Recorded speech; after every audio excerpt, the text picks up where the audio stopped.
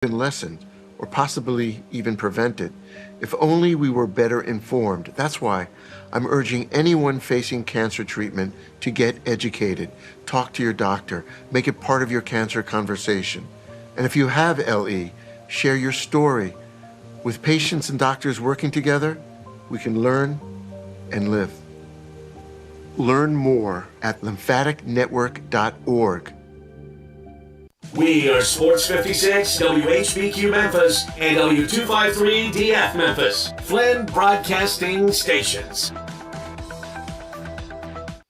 It's time for Sports Time on Sports 56 and 98.5 FM. The first hour of Sports Time is brought to you by Lexus of Memphis. Here are your hosts, Brett Stats Norsworthy and Bryant Dacus.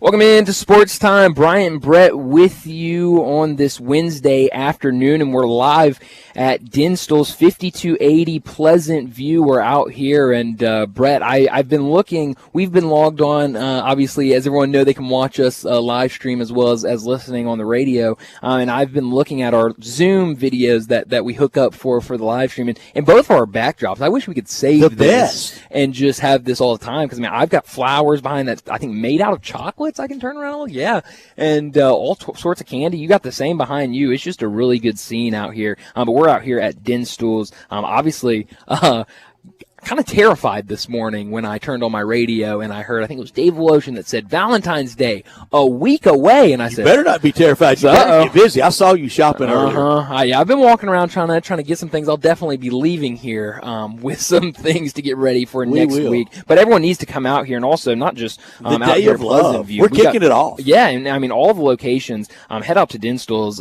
before the big day of Valentine's Day next week. And if you place an order today between 10 and 6, so you still have 3 hours, and mention Sports 56, you will get 14% off your entire order, and that's anywhere here: Pleasant View, Laurelwood, Germantown, Collierville, downtown, all of the locations, and they're also open this Sunday, so extended hours around Valentine's Day. Make sure you come out here, and we're giving things away, so make sure you stop out here. Register to win a heart-shaped box of assorted chocolates, a pound box of chocolate-covered strawberries, and 2 4-packs of tickets for the Tigers-Tulane game on Sunday. That's what we're giving away today. So make sure you get out here, check out all the chocolates, and also register to win some great prizes with us this afternoon. It is so much fun to be out here, and one of my favorite people, one of the just real sweetheart, nice people in our community, Becky Dinstall. Mm-hmm. And we if you had bet the over and under on us getting into Alabama football talk, we had the under, didn't we? Yeah, it might have been the second sentence after, hey, how's it going? Long time no see, right. Alabama football. No, it was very early. It was right into it, and I'll never forget one year. She has Birmingham roots, and one year at SEC Media Days,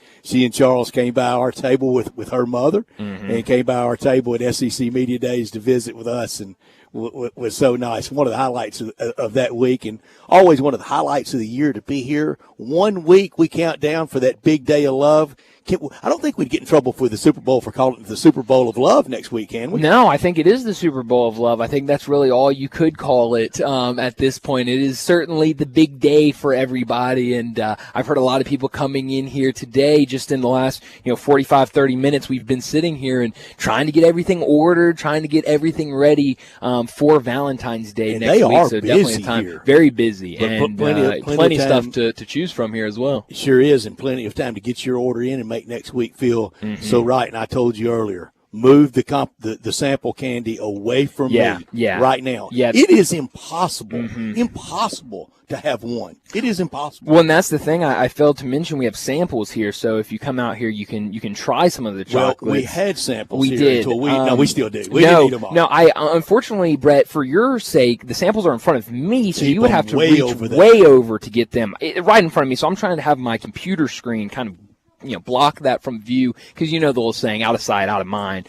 If not, I would eat the entire plate and ask for more and then eat that entire plate. Next week, big day for Valentine's. Today, big day for us here. We want you to come by, and as you said, almost as we pulled up simultaneously, we pulled up, you said, a lot going on. Yes, a lot going on. So make sure you get out here. But newsy. A lot to talk about, and the biggest one, I was driving out here, Brett, when this happened, and my brother is texting me, calling me. I had to call him, go, what's going on? Is everything okay? So the Grizzlies just made a trade. And so the Grizzlies, in the news today, Woj reported about an hour ago, the Memphis Grizzlies are trading Xavier Tillman to the Boston Celtics for 2 second-round picks. So really stocking up on those second-round picks. Second-round picks also included in the Steven Adams trade last week. So Xavier Tillman, and we were talking about it earlier, DeMichael Cole talked a lot the past couple of weeks that we've had him on about Xavier Tillman, expiring contract. You really need that roster spot. And so moving him does not surprise me. Especially after talking to DeMichael, I thought that that's probably the way the team was going to be going. And now we know that is what they've done. They have, and I think Xavier Tillman will be very fondly remembered in his Grizzlies career here, and for what he was asked to do in a role that I thought suited him better. It was in a reserve role coming off the bench and not being primary like he got thrown into last year down the stretch of the year after the injury to Steven Adams. Yeah. And I think that hurt him. And Brian, I was telling you, often those type players, those role players, when they stay in that role, they do it very well. When they're asked to do a little bit more, that's when it becomes a little more problematical. And the book and the tape and everything and the scout gets out on you, and you get exposed a little bit. Yeah. And he will go to Boston and help them probably win a world championship. Yeah, you're right about that. Certainly be in the finals. Absolutely. It's certainly a deep run. And I should say this, Keith Smith, I've seen Keith Smith report this and also a couple other people, but Woj did not mention this in any of his tweets, and I don't think it's in his story either about the trade, but Keith Smith is saying Lamar Stevens is also the forward for the Celtics, who's averaging about 2-1, playing very sparse minutes, is also heading to Memphis in this deal. I wouldn't buy a jersey. No, as kind of a salary match for Tillman to get that trade worked out. Again, I would not expect to see a lot of him. I don't think he's buying a house. No, I would expect before the end of the day, either he's moved somewhere else or he is bought out. Something would happen with him. And I don't know how any of these moves for the front office and for the team will eventually turn out, but this is just the full recognition and the start of got to start preparing for next year. Sure, absolutely. And with so much happening, I mean, you talk about all the injuries this year and kind of the guys that you've seen extended run of. I mean, Vince Williams, you had no idea what you had in him before the season started and really didn't think the story of the year would be Vince Williams and what he has done this year, but you get into injuries, you need him to play a big role for you, and now he's on a standard contract with the team. I think they're seeing something similar with Gigi Jackson, even though very raw, very young, and has not had that same pop that Vince Williams, who is 4 years older than him, has had. I think they're seeing that and saying, we can't keep Gigi Jackson on a two-way for very long. And so I'm curious. I know DeMichael hinted at this the past couple times we've talked to him. Curious if they're making a roster spot open to maybe sign him to a standard contract. I could see, I don't know if it was DeMichael that was saying this or if it was someone else I was talking to off air, but maybe something of you sign Gigi to a standard contract, Trey Jemison, who's giving you good minutes in the front court, maybe try to get him on that two-way that you now have freed up because of Gigi. They certainly have options and still about 24 hours, a little less than 24 hours left in the trade deadline. I'd be curious to see if they make any more moves. Yeah, and it feels like they sure could. Yeah, absolutely. And we know opening night roster next year is going to look far different Yes. than this year, and even the composition of the team right now. But a lot of moves around the NBA, other moves being made, winding down to the deadline tomorrow. We'll have Keith Smith with us tomorrow to talk NBA, and that will be really good timing. Yeah, no, it's perfect timing for him and for him to join us. So it's going to be a lot of fun. Certainly a busy day for Keith tomorrow. And now with the Celtics being involved in a move, it's a busy day for them. I remember last week, Brett, we had the conversation of what will the Grizzlies do around the deadline. This was before the Steven Adams trade even happened. And you kind of asked, do they make any moves? Is it more of a quiet deadline? And I expected maybe like a small move. I certainly did not expect them to move two players at this deadline, but now here we are. Yeah. I did not. And you always can bet the no around any of these deadlines and probably end up being right, except for when it's not no. That's right. Then when it's yes, and this has been definitely active and moves that I know a lot of fans have a real following, an affinity for him.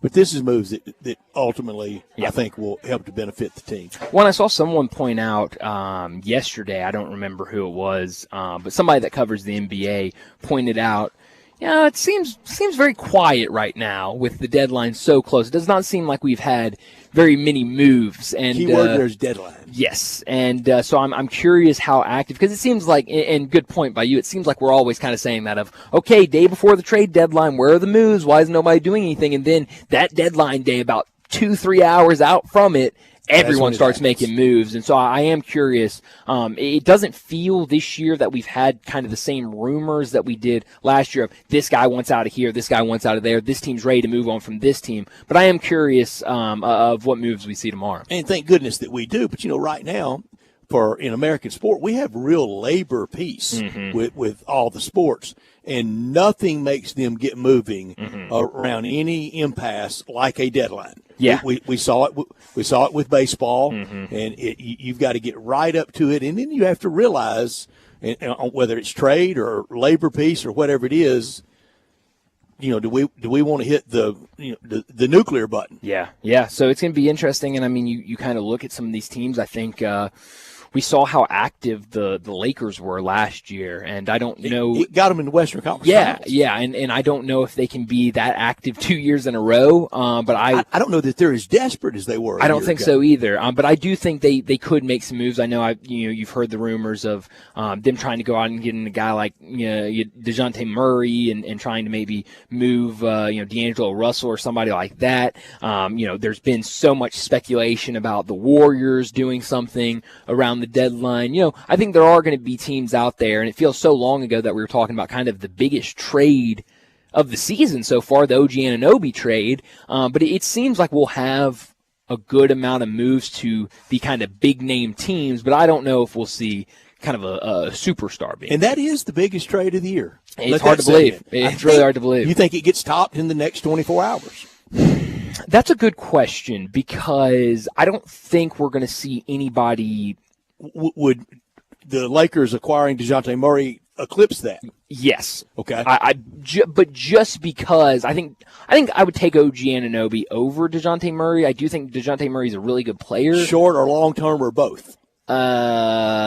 Maybe both. Okay. But when you do a player that is, I would say, a all-star caliber player in DeJounte Murray, and send him to a team the magnitude of the Los Angeles Lakers, that's going to top a lot of things, because they're the Lakers. So I think something like that would certainly top it. But it's going to be interesting tomorrow, and seemed kind of quiet certainly on the rumor front. But like you said, when that deadline gets closer, a lot of moves are going to be made. And you just wonder if after the Brunson injury last night, will the Knicks have to? Will they do anything? And it's good for business when Knicks, Lakers, Celtics are in last-second deadline trade discussion. No, you're absolutely right. I mean, it gets people locked in, and when those are the biggest brands and they're making moves, everybody wants to know what they're doing. And you bring up Jalen Brunson's injury last night against the Grizzlies, and Johnny Radio said this earlier, and I think he was absolutely right. There's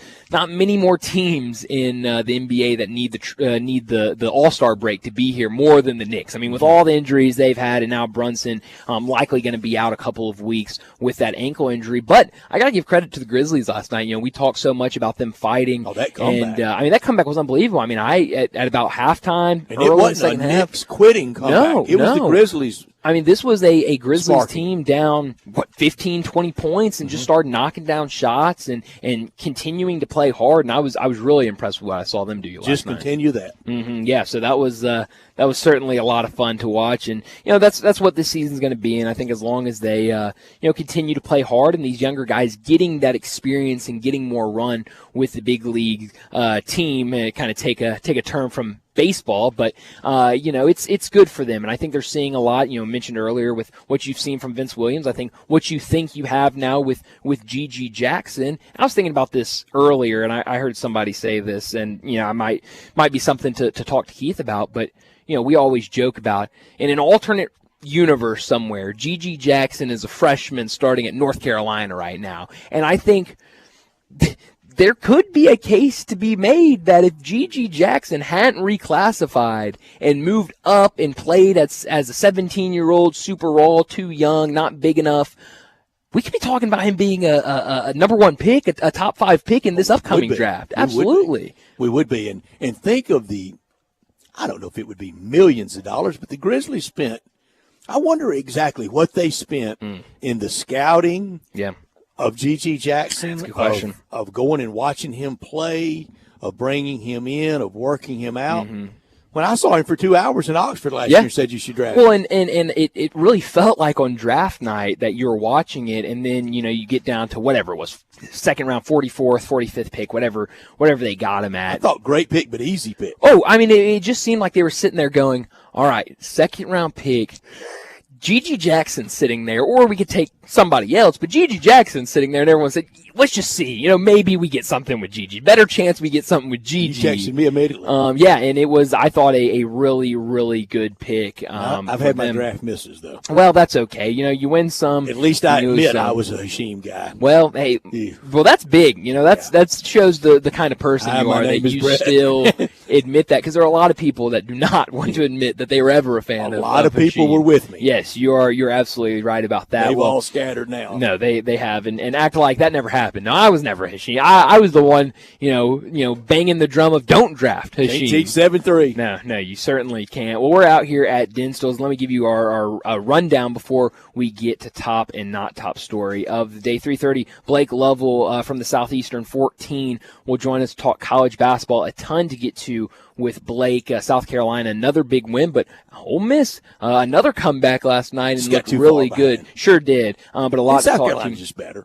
They're a good team. They're a really surprising team. I also want to get Blake's take on this new advisory council between the SEC and the Big Ten. So a lot to talk about with Blake in our next segment. 3:45, we'll talk Grizzlies, this trade, what else we think the Grizzlies could do around the deadline, and also that game last night against the Knicks. 4 o'clock, Bo Marchant. Because of our short show, because of the Ole Miss game last night, we were not able to catch up with Bo in his regular segment at 5 o'clock. So 4 o'clock, we'll catch up with Bo Marchant. Super Bowl week, a ton to get to with him about the big game, about everything leading up to the game, and also still, even though the Super Bowl is shining bright in the NFL world, a lot going on behind the scenes around the league in terms of hirings, stuff like that. So a lot to get to with Bo at 4 o'clock. 4:30, we'll talk Tigers basketball. 4:45, big number of the day. 5 o'clock, we'll talk more college basketball with Kevin Sweeney from CBB Central. 5:30, we'll get to what's trending. 5:45, we'll wrap up today's show like we always do with Taco Bell Crunch Time. We are at Dinstall's, and we want you to come by and visit with us. We're here until 6 o'clock, and we've got a lot in store for you.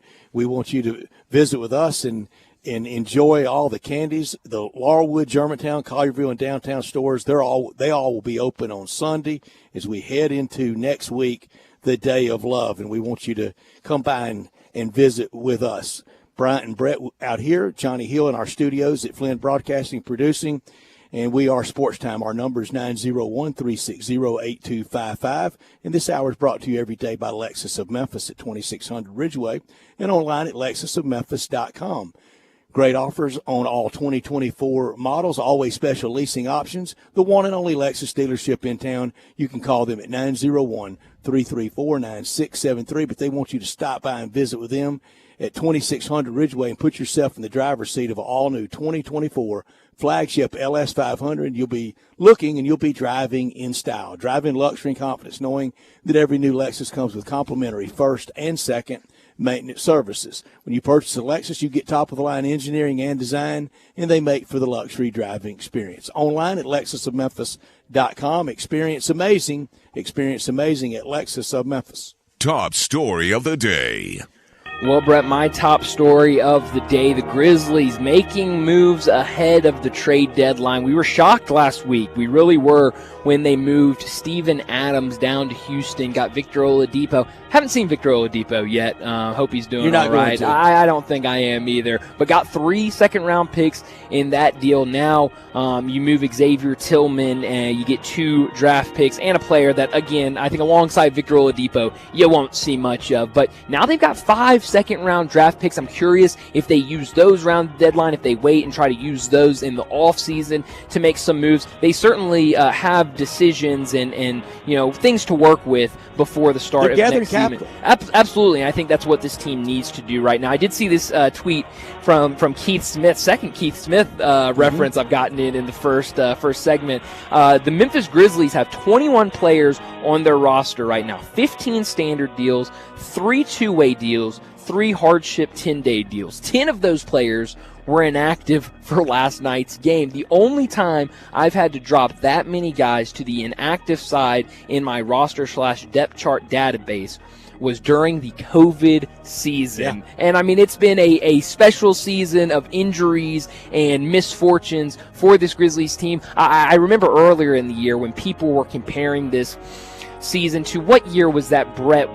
2016, 2017, where everybody was injured and we were just calling anybody up to the roster, and people were saying, which year is worse, this year or that year? Certainly this year is worse than that year in terms of injuries. This year's because we expected so Exactly. Nobody expected anything with that team that year. That was really kind of the start of that transition period from the core forward. Front office and yes. And so now this team, you thought this could be the year you make a run, and it just unfortunately couldn't. So these trades, these deals, it's very clear the front office is prioritizing next season. I think with the play on the court, you've got to be happy with how they've fought, and we'll see what the rest of the season has in store. You don't see NFL teams with injured lists like this. No, not at all. They not have 53-man rosters. That's right. It's incredible. Up to 21. The baseball was standard was 25. Yep. I think it's now 26, and even some variables to get to 27 and 28. But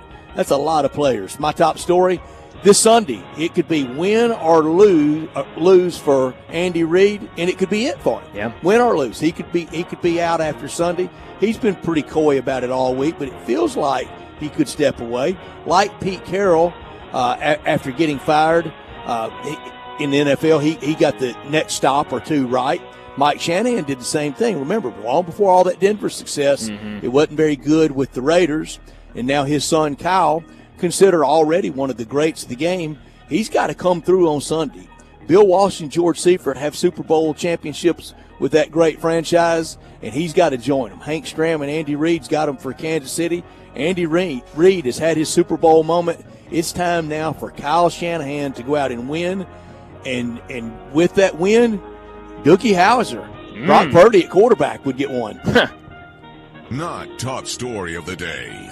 Well, my not top story of the day, Brett, it's signing day, and I think you could forget about it very quickly with early signing day. Hat dances. And what it's become now. So many guys, I was looking yesterday because I'll be honest, Brett, signing day snuck up on me. I saw someone tweet out, tomorrow, big day for a lot of high school athletes. And absolutely, it is a big day for guys signing. But I completely forgot about it. And so I was looking up, okay, well, who's signing here? Who's set to sign here? Who's set to sign there? I think the Tigers had 3 or 4 guys from their class that were going to sign today. Alabama had, I think, 2 or 3 that were supposed to sign today. Florida had 0 guys that were supposed to sign today, and that just shows kind of how different it is. I mean, I remember in high school, which was not that long ago, when I would try to miss class, try to sneak out, go to the computer lab or something, or sneak my phone in so I could watch signing day on in the middle of February and Mark see where all these guys are. Oh, man, those shows were great, and now it's just changed so much, and a lot of it has to do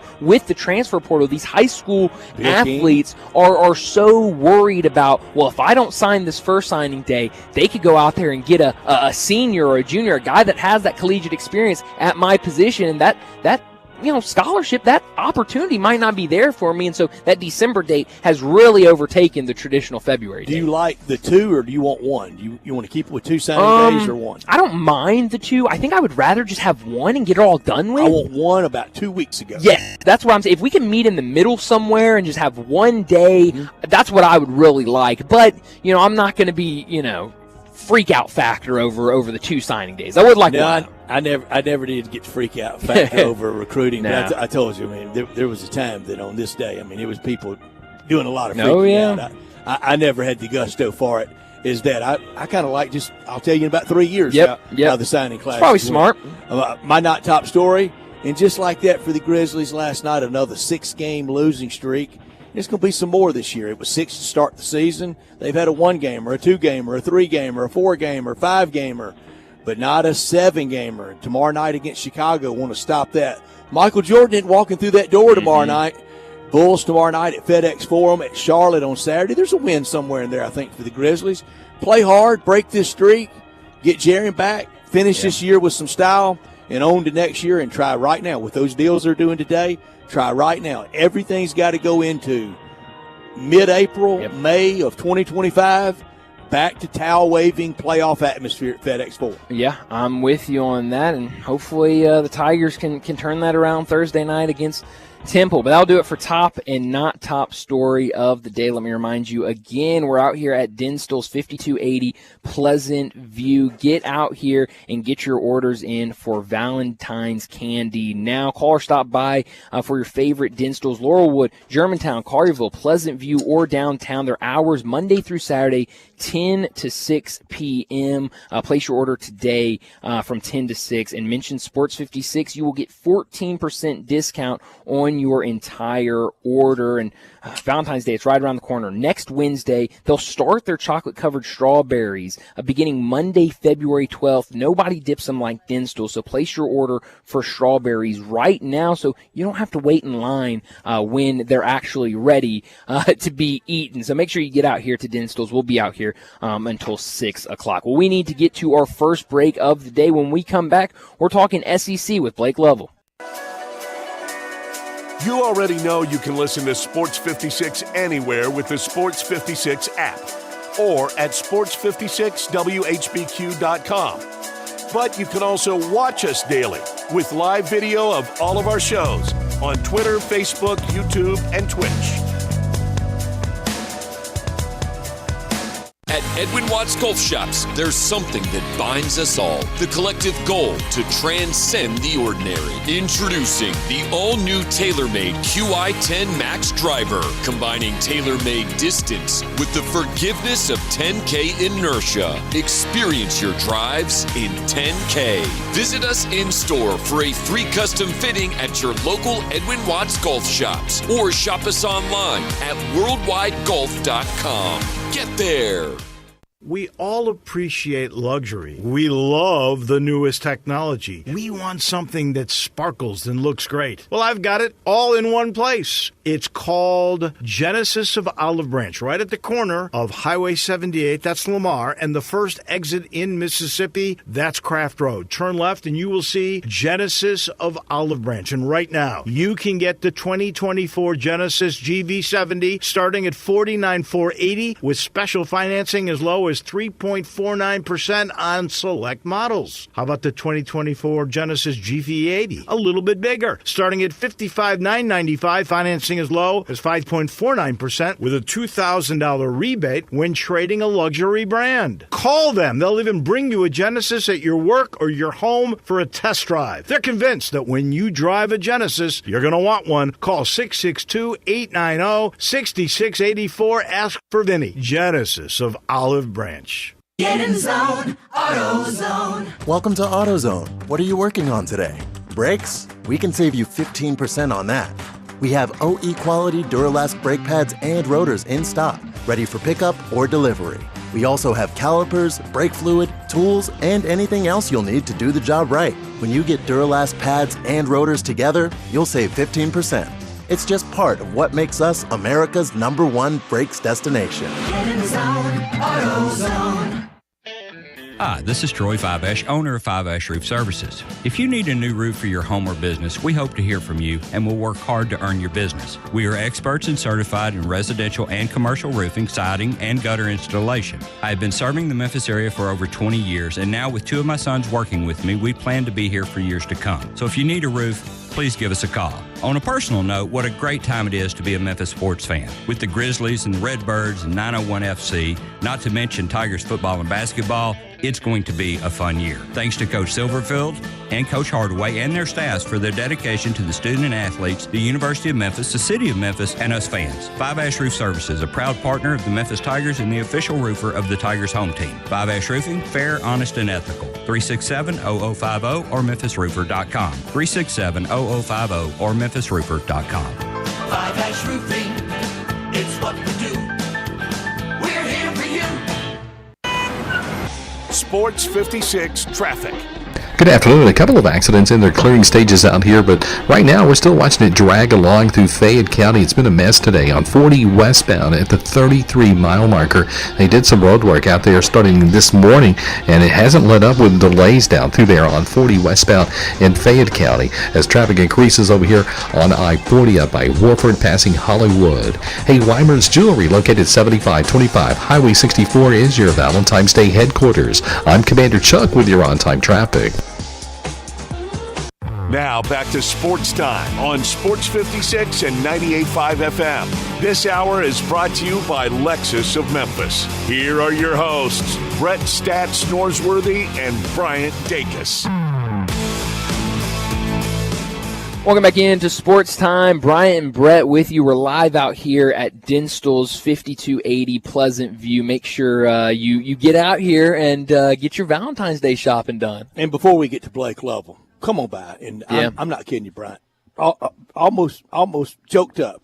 The nicest compliment. Oh, yeah. Some nice man. Really Thank nice you so guy much. came in, yeah. Shop. First of all, thank you so much for supporting our great sponsor and the kind words to us and a compliment that almost resonates as much to me as anything. Yeah. Is he said, you still sound as enthusiastic as the first time I listened to you back in the day. I am. I love this stuff. Yeah, I really do. He pointed at me. He said, "You sound as enthusiastic as someone his age." And right. So thank you. I am young. No, but and he was around my age, so he could say that. and I second that compliment. Absolutely. I do love this stuff. I tell my friends. I was out with two good friends last night. I don't get tired of it. I get tired. I don't get tired of it. I get tired from everybody gets tired, Brett. running all over the world. And this nice man said, you've seen it all. I haven't seen it all. I've seen my share.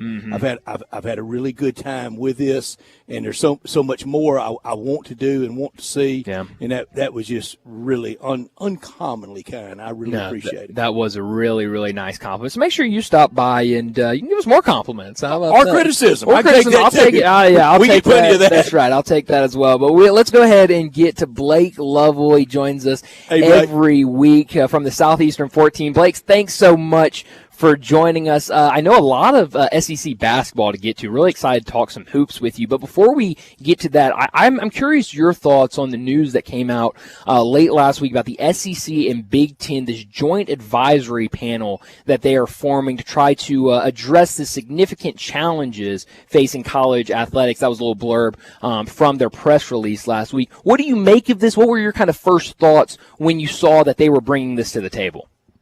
Yeah, guys, good to talk to you as always. I mean, I think it was something that probably was not that surprising. I mean, because I think anytime kind of we're in the landscape that we're in these days, I mean, you always hear, these top commissioners sort of talking about we need to do this, we need to come together, and, the usual public statements that we'll see if there's any actual answers or any problems that are solved. But I can't say I'm stunned by it because this was kind of something that, Greg Sankey had sort of, I don't know, again, didn't kind of come out and say, but you could tell that there were ideas on the table similar to this, trying to figure out exactly how to proceed, kind of, again, just given everything.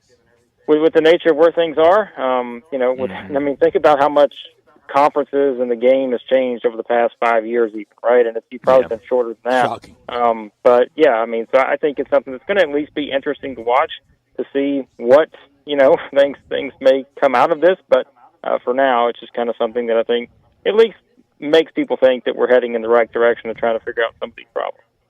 Blake, you cover it all, but your real passion's that orange ball going through an orange goal. So on the basketball side of things, all the conference realignment, does it scare you sometime that basketball's a little bit of an afterthought? It's not the front burner, and then when we get into these expanded conferences where we already are, there's no way to play a round robin. The scheduling aspect of it. What scares you that you want to pound the table and go, hey, don't forget about basketball? Yeah, it definitely is, Brett. I mean, it's certainly, again, there's not much of a discussion on basketball, and we know that football is going to always lead the way, and it's just the nature of how it is. But at the same time, like you said, I mean, there's going to be scheduling quirks that aren't going to make everybody happy as you do start to build in these bigger conferences. And, you know, like you said, you can't play everybody in the round-robin format. Like, it just doesn't work out that way. And, of course, if you try to expand your conference format, then what does that do? Well, it takes away those games that sometimes we really enjoy, which are the ones between, you know, the power conference team and the mid-major team who, let's call it what it is, for years and years and years.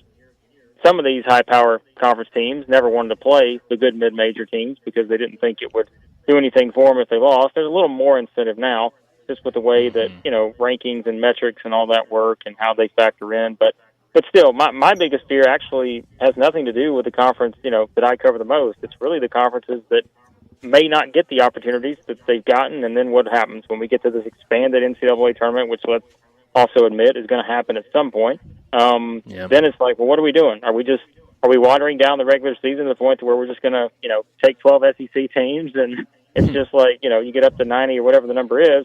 That would be my concern, is looking at that way, and all of a sudden the NCAA tournament is no longer about, you know, the Cinderellas and about, you know, these teams that earn their way in one way, shape, or form, you know, from a lower conference, and it's just kind of beefed up with all the power conference teams playing each other again. In many ways, that Thursday and Friday, that first 2 days of the tournament, in many ways, it's better than the Final Four. Yeah. I mean, you don't get the same feeling, and we know, like, it's, you know, it's been proven, and hey, we know more than anything that what do the big wigs want? They want all about the attractive matchups, and they want the money and all this. And sure, you know, a Cinderella going all the way to the Final Four or something like that. I mean, FAU is a good example. You know, teams like that, is it going to bring you the same, you know, draw that a Kentucky versus North Carolina Final Four is going to bring you? Well, of course not. But it's still just, I think, just the value and the tradition of the tournament itself. That's where I do worry a little bit, because I think that, you know, I don't even remember when the year would have been, but I do feel like there was a change somewhere along the way where we started to accept the idea that, hey, there are multiple bid conferences out there that aren't named, you know, the SEC, the Big Ten, the ACC, all those type conferences. There are ones out there that deserve to have that many teams. And look, the Mountain West is a great example this year, right? I mean, the Mountain West is going to get probably 5, maybe 6 teams in, depending on how this thing works out. But if you get to a situation where all of a sudden you've got these mega conferences, and, you know, then what happens? Do they start to get back to 2 for the Mountain West? And, again, the SEC, which I'd love to be covering 10 or 11 teams in the tournament, but are those the best teams overall, and did they earn that spot? I think that's what gets interesting when we get into all this realignment stuff. How many teams do you think realistically can make the tournament out of the SEC? Yeah, I think it's going to wind up being 8. You know, I've seen some people say that I do too, Blake. I can't go team 9. I can't either, and I've seen some people saying 9, and I don't see the path there, because my thing is you've got a bunch of teams kind of jumbled in the middle there, and to me it's teams like Florida, Texas A&M, you know, Ole Miss. You've got Mississippi State, who's 3-6, and I think Mississippi State's in a bit more danger than people are willing to admit right now, even though you know, the computers still like them. But you're 3-6 in your conference. I know they were 1-7 last year, but they got to start making up some ground. The good news is they get a very favorable schedule coming up over the next couple of weeks, so they should be able to do it. But I think it's going to wind up being 8, and again, my guess is one of these teams, whether it's, you know, I think Florida's going to trend in the right direction to get in there, although they still got work to do. Ole Miss, I feel like it's going to hang on to get in there, but maybe one of the group of Florida, Ole Miss, Texas A&M, Mississippi State gets left out. At this point, you know, Alabama, Auburn, Tennessee, Kentucky, and yes, oh, by the way, South Carolina, they're all locked to make the tournament. A&M? So, yeah, I mean, A&M, look, the computers love A&M. And they sure do. I watch A&M, and let me just tell you, I don't love A&M as much as the computers do. They're 13-8. They're 4-4 in the SEC. They are hard to watch offensively. But right ninth now, place is ninth place, isn't it? Yeah, I mean, that's the thing, right? It's just, I mean, hey, if you, I don't know. We'll see what happens with A&M. They're a team that I wouldn't be shocked if they went one way or the other, because, you know, they've still got an all-SEC player in Wade Taylor, and they've got some good pieces. But, man, watching them play offense this year has been tough. So we'll see if A&M gets there, but they may be the team most likely of that group I think could get left out, which is kind of surprising for me. So. Well, you mentioned South Carolina, another big win for them over an impressive Ole Miss team this year. And the South Carolina team, I mean, it's easy to forget that this group was picked to finish last in the SEC before the year started. And now, like you said, a lock to make the NCAA tournament. Lamont Paris has done a great job with the transfer portal recruiting. But what has really jumped off the page to you with this South Carolina team this year?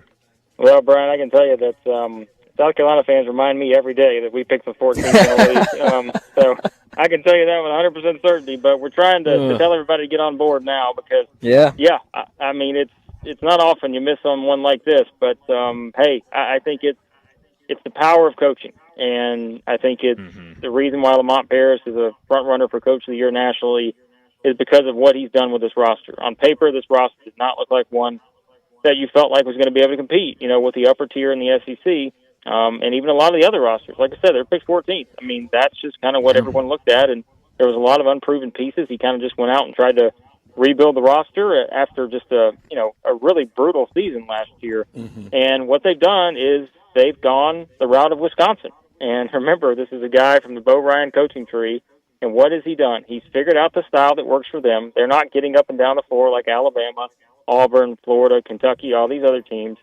They're playing very methodical basketball. They're way more aggressive. They are using their age to their advantage because they're one of the older teams in the country. And they are just, quite frankly, in a lot of these situations, they're more mature than some of the other teams they're playing. They're more physical, and teams just don't want any part of it. They don't want to get in there and, bang around with a Josh Gray who's 7 foot, 265 pounds, older guy. They don't want to get in there with B.J. Mack, who's 6'8", 270. It's just like all of these different guys who are just punishing you physically throughout a 40-minute game, and that is what they have perfected. They are making teams play defense for 20 seconds, and let's call it what it is. There's not a lot of teams who want to play defense for 20 seconds these days, in a 30-second shot clock. And so they're using all of those things to their advantage. So it has been just a remarkable coaching job from Lamont Paris. He figured out they were not going to be able to beat everybody else at their game. They had to go find their own, and they've done it. And again, I said this earlier to somebody, guys, it's time. Like everybody, I still have people asking me if South Carolina's for real. They played 23 games. They've won 20 of them. Like they're for real at this point. So And the 3 losses are very quality. That's nothing to hang your head about talking college basketball with Blake Lovell and Blake here locally for the Memphis Tigers. Season-saving win last Saturday against Wichita State. Yeah, it was too close for comfort. It took Wichita State helping, but it took the Tigers playing well. Tomorrow night they're on the road in Philadelphia against Temple. How many bids do you see for the AAC? Oh, yeah, that's an interesting one. And I feel like I put the jinx on the Tigers last week because we were talking about their losing. So you said, well, they have Rice going up next. They'll be fine. And well, that didn't happen. But, yeah, I mean, I think the AAC is in an interesting spot now because I guess what most people as of today probably have, I guess, 4 in. That would be the number that I would think as of this moment. And, of course, I actually had someone texting me earlier about South Florida. They're like, man, can you believe kind of what Amir Abdur-Rahim has done there? Crazy. Last night. Yeah, I mean, it is wild, isn't it? But, look, I mean, it's almost like we should have saw it coming. This is the guy who took Kennesaw State, from 1-28 to the NCAA tournament this last year. Of course, he used to be an assistant at Georgia, as we know. And so, yeah, it's been a lot of fun to see what they've done. Of course, FAU, 18-4 is something where it's like, oh, man, FAU lost a couple games this year. I still love this team that Dusty May has. Again, it's another team that's older. You look at kind of the minutes that these guys play and just their ability overall, just kind of building off of what they did last year. So, yeah, I mean, look, guys, I think it would be 4 right now. It's going to be an interesting stretch run to see what happens with some of these teams. Obviously, Memphis will be the team that you're going to put at the top in terms of, like, the most intriguing the rest of the way just to see, how do they finish the year. But I think it winds up being 4. But, yeah, this has been a conference that has been very interesting. Again, whether it's the South Florida story, it's the Florida Atlantic story, kind of rebuilding or repeating what they did last year, all that. Charlotte, look at Charlotte. They're 8-2, right? So, yeah, they've kind of figured out their style. And I think it kind of speaks again to what you can do is sort of a contrast in style. They're not playing like, Alabama. They're playing like Charlotte needs to play to win these games. And, yeah, it's been fun to kind of see the mix and match of these teams this year. Last quick thing for you, Blake, a big matchup tonight in the SEC. 16th-ranked Alabama on the road against 12th-ranked Auburn. What do you think we see tonight, and who are you leaning right now to come out on top? Yeah, Alabama fans probably not thrilled with me when we did our preview of this game yesterday. I said for some reason this just feels like Alabama at Tennessee to me, in that it feels like a rough spot for the Tide going in there in a game like this, and you add in the revenge factor. That they lost the game previously at Alabama a couple weeks ago. Felt like they had their opportunities, they just didn't shoot it well. And something Brett said last week, if you had to pick a coach, to win a big NCAA tournament game like that, you're going to pick Bruce Pearl. And I think the motivation factor here every time is they've been hearing still about how they're not as good as their record indicates. I'm like, well, they've won 18 games by double digits this year. I don't know what else to say about Auburn. It's a home game. They just played really well there, as we know. Alabama, obviously, is the first-place team in the SEC right now, but we've seen them play one really good team on the road since non-conference play, and that's been Tennessee. And if you look at it, there's a lot of things statistically that Auburn does the same as Tennessee. So, rivalry matchup, on the road, tough spot. I just think Auburn's in a really good position here. And, look, if they get another double-digit win, I mean, the law of averages will tell you at some point they got to win one by single digits. But I don't know with this team. They just keep blowing people out or losing close games. So we'll see. And to do it there, it wasn't basketball purgatory. Auburn had its moments and got the new building. But to turn the new arena into the best atmosphere in the SEC, that's quite an accomplishment for Bruce Pearl. It is. Yeah, Brett, again, right, it's like, think about many years ago. How many times, even when Auburn and Alabama were good at basketball, how many times were people camping out, 24 hours before the game for an Auburn and Alabama basketball game? Like, it's count down to spring football. Yeah, it's remarkable what's happened. But again, give credit to these two coaches. They built programs that are having a lot of success, and it's the national game of the night. That's just not something we were used to seeing for many years there. So. No, not at all. Well, Blake, as always, thanks so much for joining us. Always fun chatting SEC hoops with you, and we'll do it again next week. And we got to get a Super Bowl prediction. Yeah, got to get a Super Bowl pick. All right, guys. Chiefs 24, 49ers 20. That's my story. And you got it. Right. Boy, you were ready, too. Ready Blake. For that. Way to go. 24-20. I always like a man that's prepared. Have a great weekend. Thanks, Blake. Thanks, guys. You too. Blake Lovell from the Southeastern 14 joins us every week to talk SEC the unanimity basketball. Continues with the Chiefs and our pickers. Sure does. I'm afraid everybody's going to pick the Chiefs at this point. What's today, Wednesday? I have to double check and see who's favored. Yeah, really, honestly, because it really seems like everybody is going with the Chiefs. So we'll see. 2 more guests today. We'll see where they go. If we get through a Wednesday show, that's 3 shows and everyone picking the Chiefs. That would be incredible. Really is. Yeah, it's a mess. Well, we need to get to a break. Let me remind you, we're out here at Dinstall. Stop by 5280 Pleasant View. Check out everything they've got out here. Open 10 to 6. And also stop at any of their locations, Laurelwood, Germantown, Carville, and downtown today. Mention Sports 56 and you'll get 14% off discount on your entire order. Well, we need to get to a break. When we come back, we'll talk more about the Grizzlies. That's next on Sports Time. Start your day with Sports 56 Mornings with Greg Gaston and Eli Savoy.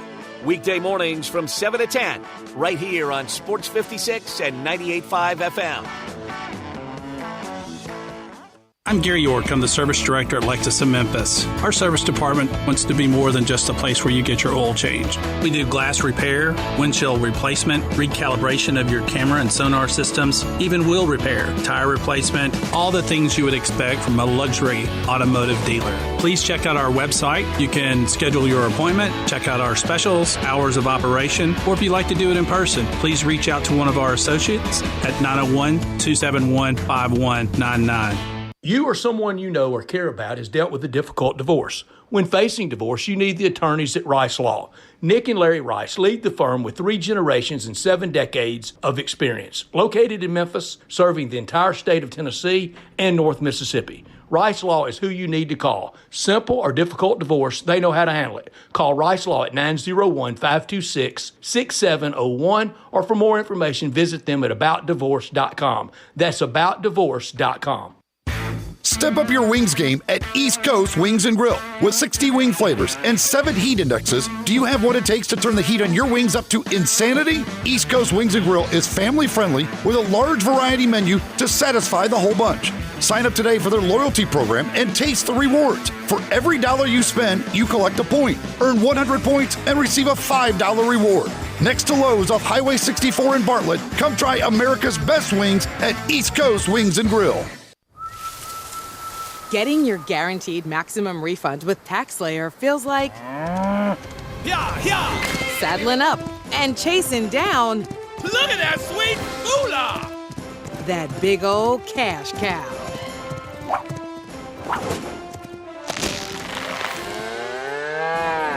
Look at all that money! File for free with TaxSlayer Simply Free and get your guaranteed maximum refund. TaxSlayer. File fearlessly. Do you want a greener, more weed-free lawn? If you're like me, you can't stand the sight of dandelions, clover, or especially crabgrass. Hi, I'm Brandon Hawley, president of Lawn Solutions. We are your locally owned and operated weed control and fertilization company. We are also experts in disease and insect control on your lawn and landscape. Our uniformed technicians are full-time, year-round licensed and certified by the state of Tennessee. Lawn Solutions' personalized service is far more superior to that of national companies that promise but simply cannot deliver. We return phone calls, we keep appointments, and we want your business. What we will not do is bother you with endless phone calls or junk mail. Lawn Solutions will not sell you something your lawn doesn't need. If you're looking for a local lawn care company to kill your weeds and feed your grass, then Lawn Solutions is the finest. Call us at 867-5626. That's 867-5626. Or go online at lawnsolutionsinc.net. From our family to yours, we want to thank you for your business. Now back to Sports Time on Sports 56 and 98.5 FM. This hour is brought to you by Lexus of Memphis. Here are your hosts, Brett Stats Norsworthy and Bryant Dacus. Welcome back into Sports Time. Bryant and Brett with you. We're going to talk Grizzlies. A lot to get to. They were movers today, a day before trade deadline. Xavier Tillman going to Boston in return for a couple of picks and a player. But I did want to talk about this for a second, and we can maybe come back to it during What's Trending and talk more about it. But I'm seeing on social media that per ESPN PR, Nick Saban is joining ESPN and will be a part of College Game Day starting next year. On the road with them, huh? Yeah, I guess so. So it's that would be huge. And I think they start the season at the game. Is it in Ireland? Yeah, they will start there. And I think they're going to start there. Wow, that would be big. And you know, honestly, and obviously, you know more about how Nick Saban acts outside of just on the football field, but. You know, I remember, I think last year when they decided that he was going to start going on Pat McAfee weekly. And I was going, me and my brother were talking. We're like, I don't know. My brother's a huge Pat McAfee fan. So I was like, I just don't know how much that'll work. And then you saw him. You've seen him on Game Day before. You've seen him on that. You've seen him on SEC Network. And he is just so good in that setting. And so I think that is a perfect match. We'll get back to it because I do want to talk Grizzlies here, but we'll get back to it. I think people will be pleasantly surprised by the end of the year what an ambassador for football, for the sport. Absolutely. The rising tide lifts all boats, pardon the pun, that he'll be for college football, the advocate that he will be for the game. Yeah, no, I'm with you on that. So we'll come back to that during What's Trending because that is certainly significant news because a lot of people wondering what he would do post-football. Now it looks like ESPN. I'm a little surprised first year of it that he's going to be locked into 15 weekends. Well, Brett, you know, everyone always said, well, right now he's playing all the golf, and that's all fun. But once football rolls around, I don't know. So many golf balls. Exactly. And once there's football actually going on, you know he had to be close to the game. But let's talk some Grizzlies. They were in action last night against the Knicks. We talked about that huge fight that they had, coming back against the Knicks in Madison Square Garden. I know Jalen Brunson got injured during that game, but still the fight that this team has shown has been really impressive. And then today, going out, making the move, Xavier Tillman, he'll go up to Boston, become a Celtic, and certainly getting a great guy in Xavier Tillman. I know Keith Smith, I'm sure, is going to be excited about that when we talk to him tomorrow. But now, in return, getting assets in total between these two trades that they've made, 5 second-round draft picks. I like it. I like the start of the climb back. Next year starts now. Yeah. And I like that. Tomorrow night, this year still is going on. Absolutely. I don't think the crowd will be limited whatsoever. Last Friday night, all 3 games last week, Monday, Wednesday, and Friday, crowds were terrific. That Monday night game, I was stunned when I was told that by Grizzlies personnel that said, we got 16,000 sold tickets out tonight. Wow, that's incredible. Monday night with everything that's going on, great crowds Wednesday and Friday for Golden State there, of course, and a lot of Golden State fans in there. I keep thinking one of these days I think LeBron and I know Steph. I think after those 2 stars, I don't think there will be that many more. There's always going to be plenty of people around the league that people want to go see, but jersey wearing for Booker, I don't think will be out there. Yeah. Jersey wearing for Doncic, I don't think's out there. Intrigued by him, want to see him. Absolutely. But I think we're about to cycle through. Now, there'll always be people the one time a year that the Celtics come through that have that Celtic.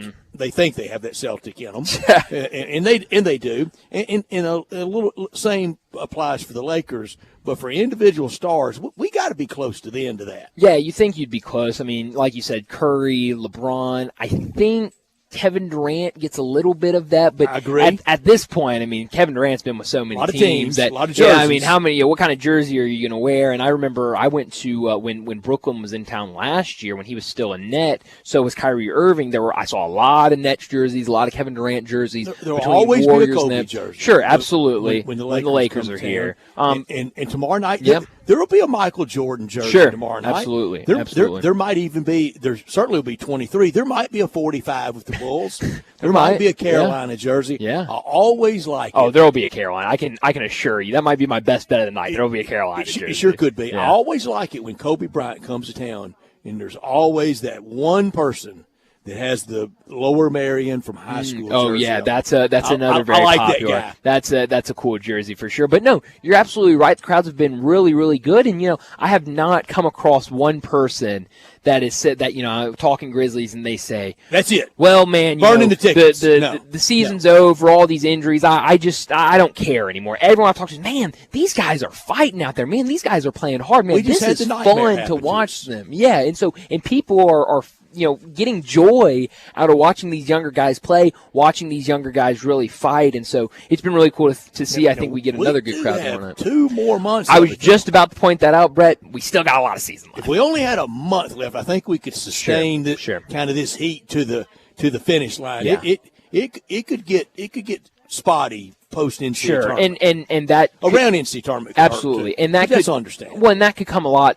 I think that also depends. Tickets are still sold. Absolutely, and I think the enjoyment certainly can change based on if we see a lot more 40-point losses like we saw in Boston, or if we see the comebacks in the games we saw last night against the Knicks. People will certainly be more invested if you have those close games like you had last night. Well, we need to get to a break and wrap up this hour. Let me remind you, we're out here at Dinstall's 5280 Pleasant View. Don't wait till the last minute this year. Order your Valentine's candy now. Call or stop by your favorite Dinstall's, Laurelwood, Germantown, Collierville, Pleasant View, or downtown. Their hours Monday through Saturday, 10 to 6 p.m. And keep this in mind, the Laurelwood, Germantown, Collierville, and downtown stores will be open this Sunday, so you can go in there before Valentine's Day and put your orders in. Place your order today from 10 a.m. to 6 p.m. Mention Sports 56. You'll get a 14% discount on your entire order. And also don't forget about the chocolate covered strawberries. They'll begin dipping those Monday, February 12th, but you can come in, place your order, get ahead of line so that you don't have to wait in those crazy lines that they get the day before, the day of Valentine's Day of those last minute shoppers. So be proactive, get out here. Dinstall's has been saying I love you for over 122 years. Well, let's go ahead, wrap up this hour and get to a break. When we come back, we're talking NFL with Bo Marchant.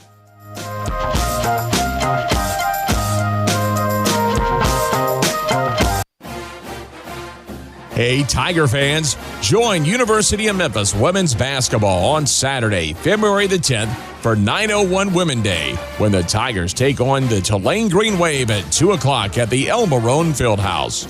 Join us in celebrating National Girls and Women in Sports Day with tickets for only $2. And be sure to stick around for the post-game youth clinic.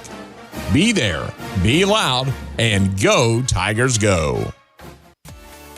At Jason's Deli, when you're dining in or picking up curbside, you can expect wholesome food and no surprises, just delicious sandwiches, crisp salads, and quick quality meals made with the freshest ingredients and no artificial trans fats, MSG, high fructose corn syrup, or artificial colors and dyes. Around here, a lot of thought goes into what we put into our food and what we take out of it, because you're not just taking a bite, you're getting a taste of who we are. New items are constantly being created to expand our menu for all tastes and special diets, with vegan and gluten-free options available. Convenience and on-time delivery you can count on. It's just a click away at jasonsdeli.com, so whether you need to feed 5 people or 5,000, the team at Jason's Deli, they have the credentials and the commitment to keep you satisfied. Freshness is nearby at Jason's Deli, with locations at Ridgeway in the Park Place Center, Poplar and Highland, Germantown Road in Cordova, and on Goodman Road in Olive Branch. Jason's Deli. It's wholesome food and no surprises.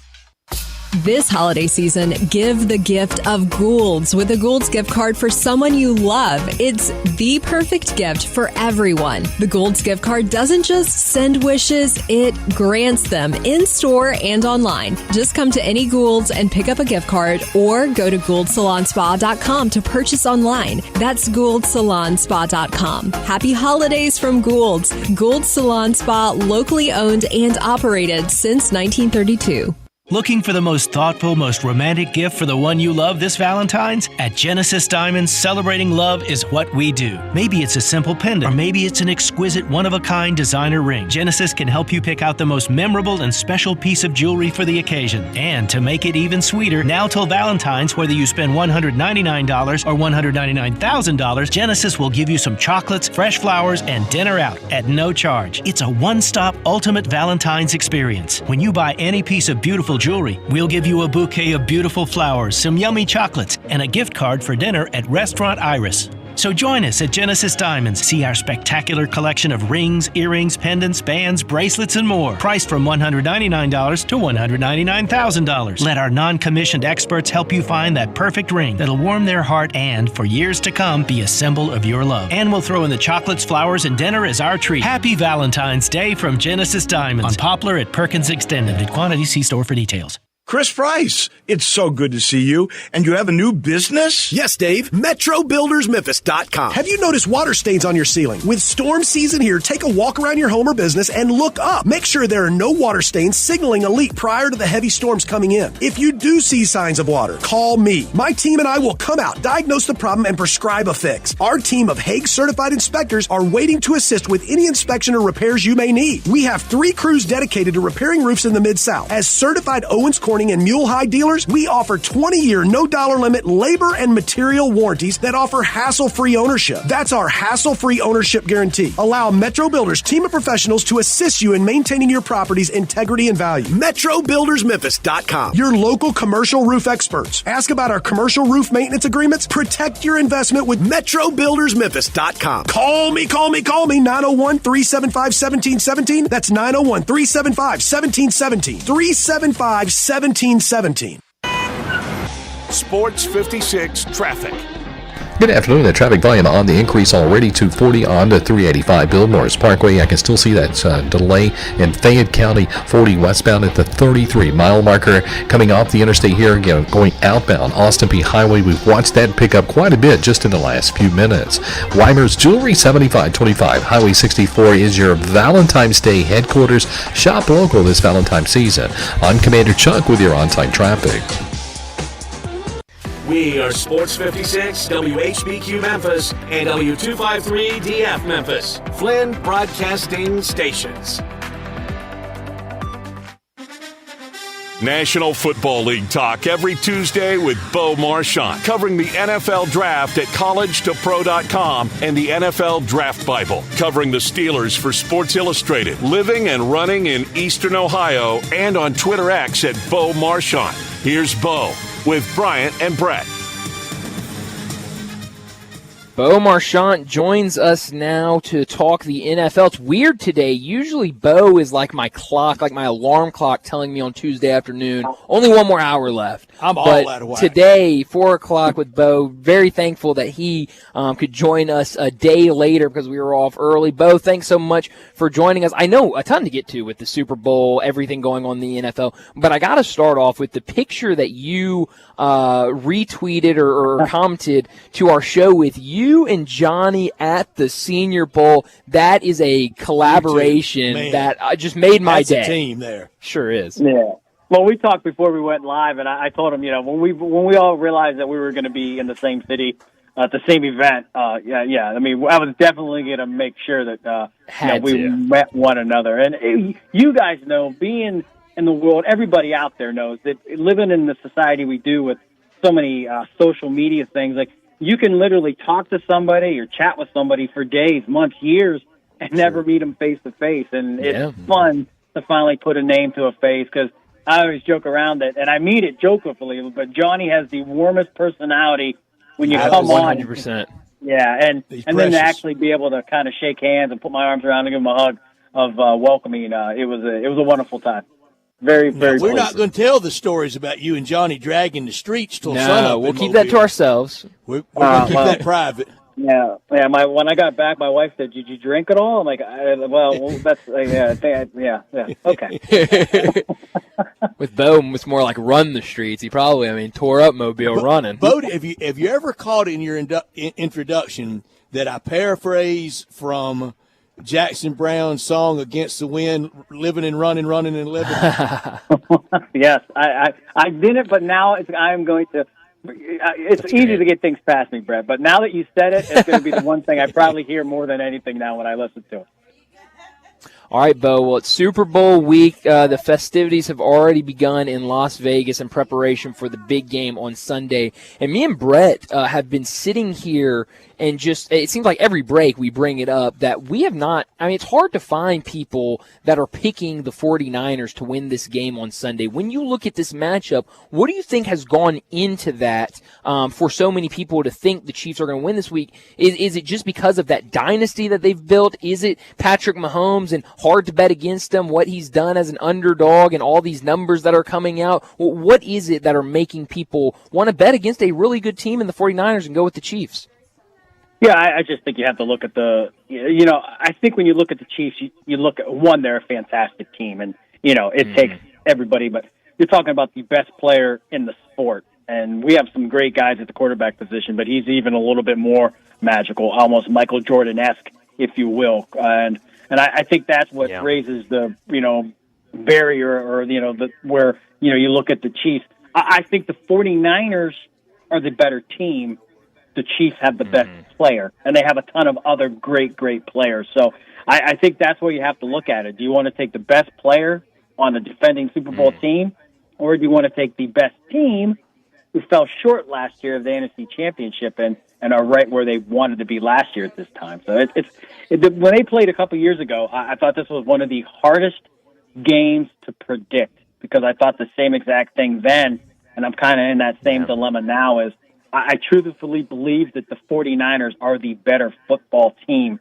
But then again, man, fourth quarter, there's that one guy that plays for the Chiefs under center, and you better be up by a lot of touchdowns if you want to put that bear away. If not, he's going to go hunting, and he's going to get that ball down the field quickly. He sure will. He'll bite you. And, of course, social media has corrected me. Bob Seger with Against the Wind. I'm sorry. Why wasn't a disc jockey, Bo?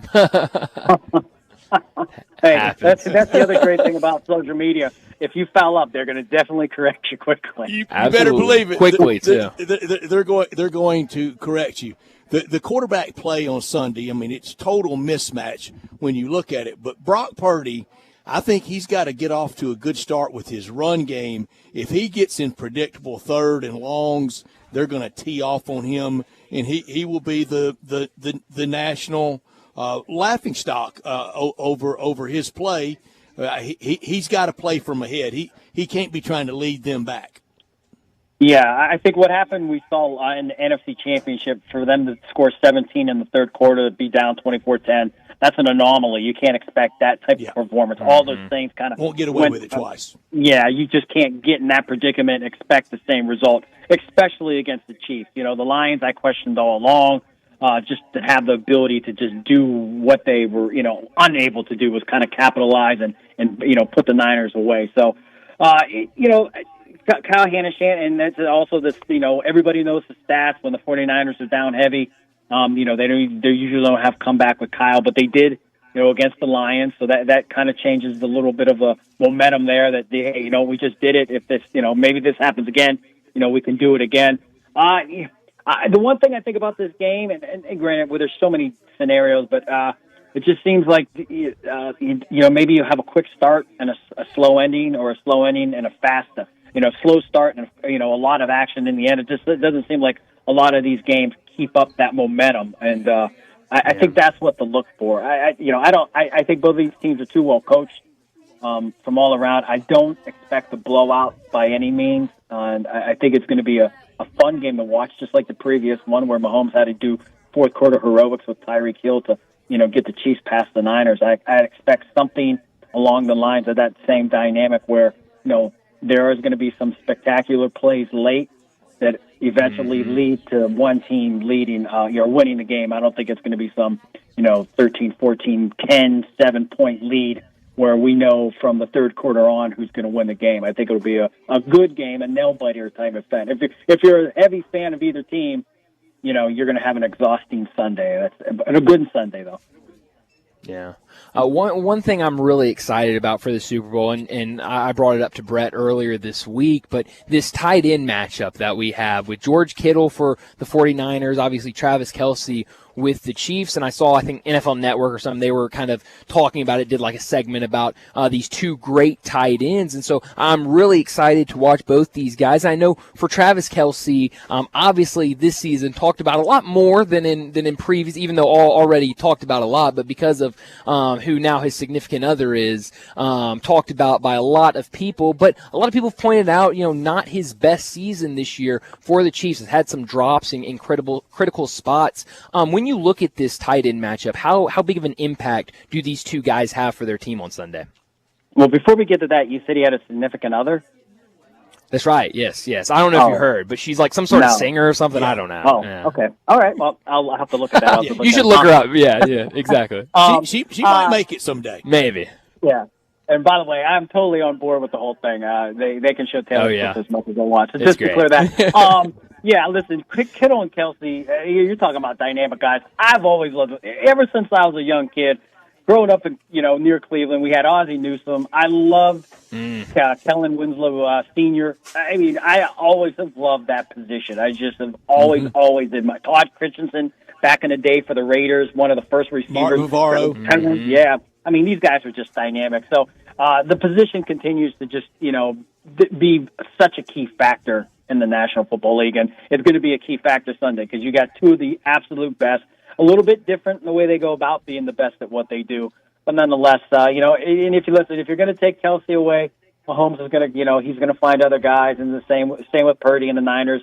If you're going to take an emphasis to, take Kittle out, they're going to go Ayuk, McCaffrey, and Deebo Samuel. It's just a matter of kind of picking your poison. You can either allow these guys to have 10 catches for 175 and 2 touchdowns and try to create other avenues, or just kind of, say, okay, you know what, we're going to, wish the best and find out where the cookies crumble. But this game is so great because they're just well-balanced, good football teams. And I think that's the best thing for us as fans is, I would just really be shocked if this Sunday's game, is just one of the classics that we've seen. And you think of the Chiefs, defending champs going back. I think the fun side of it is if the Chiefs can win, it's not too often we get to talk about three-peats, and, that'll be the thing. And, Reed will come back. Kelce will come back. They'll want to three-peat it.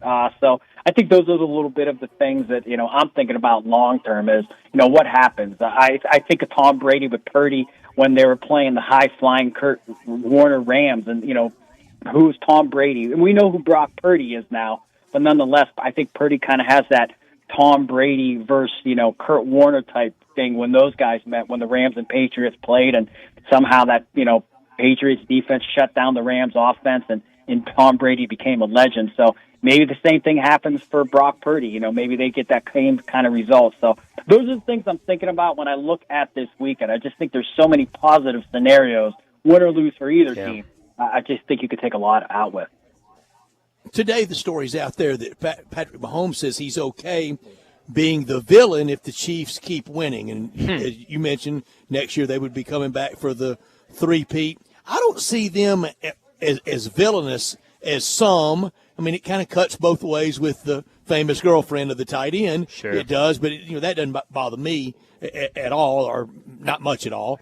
And do you see them becoming the evil empire like the Red Sox became, like Golden State became, like the Patriots became? Yeah. Bo, you mentioned it. That day, they were America's upset darling when Brady did that to Kurt Warner in the fastest show on turf. And I can go back before that. When Duke beat UNLV in the 91 Final Four in the semis and beat Jerry Tarkanian, there wasn't any Duke hatred then, except for North Carolina fans. Well, I tell you what, if you were with me and my high school buddies back then and we pulled the bracket names out of a hat and the guy you're talking to pulled out UNLV, and I know, you hated you just talked about. Did you forgive Bobby Hurley ever? Yeah, and I didn't think we'd have to bring that back. Okay, guys, I gotta go. I'll talk to you next week. No. That's tough. Happens, I guess. Yeah, one of those hurt.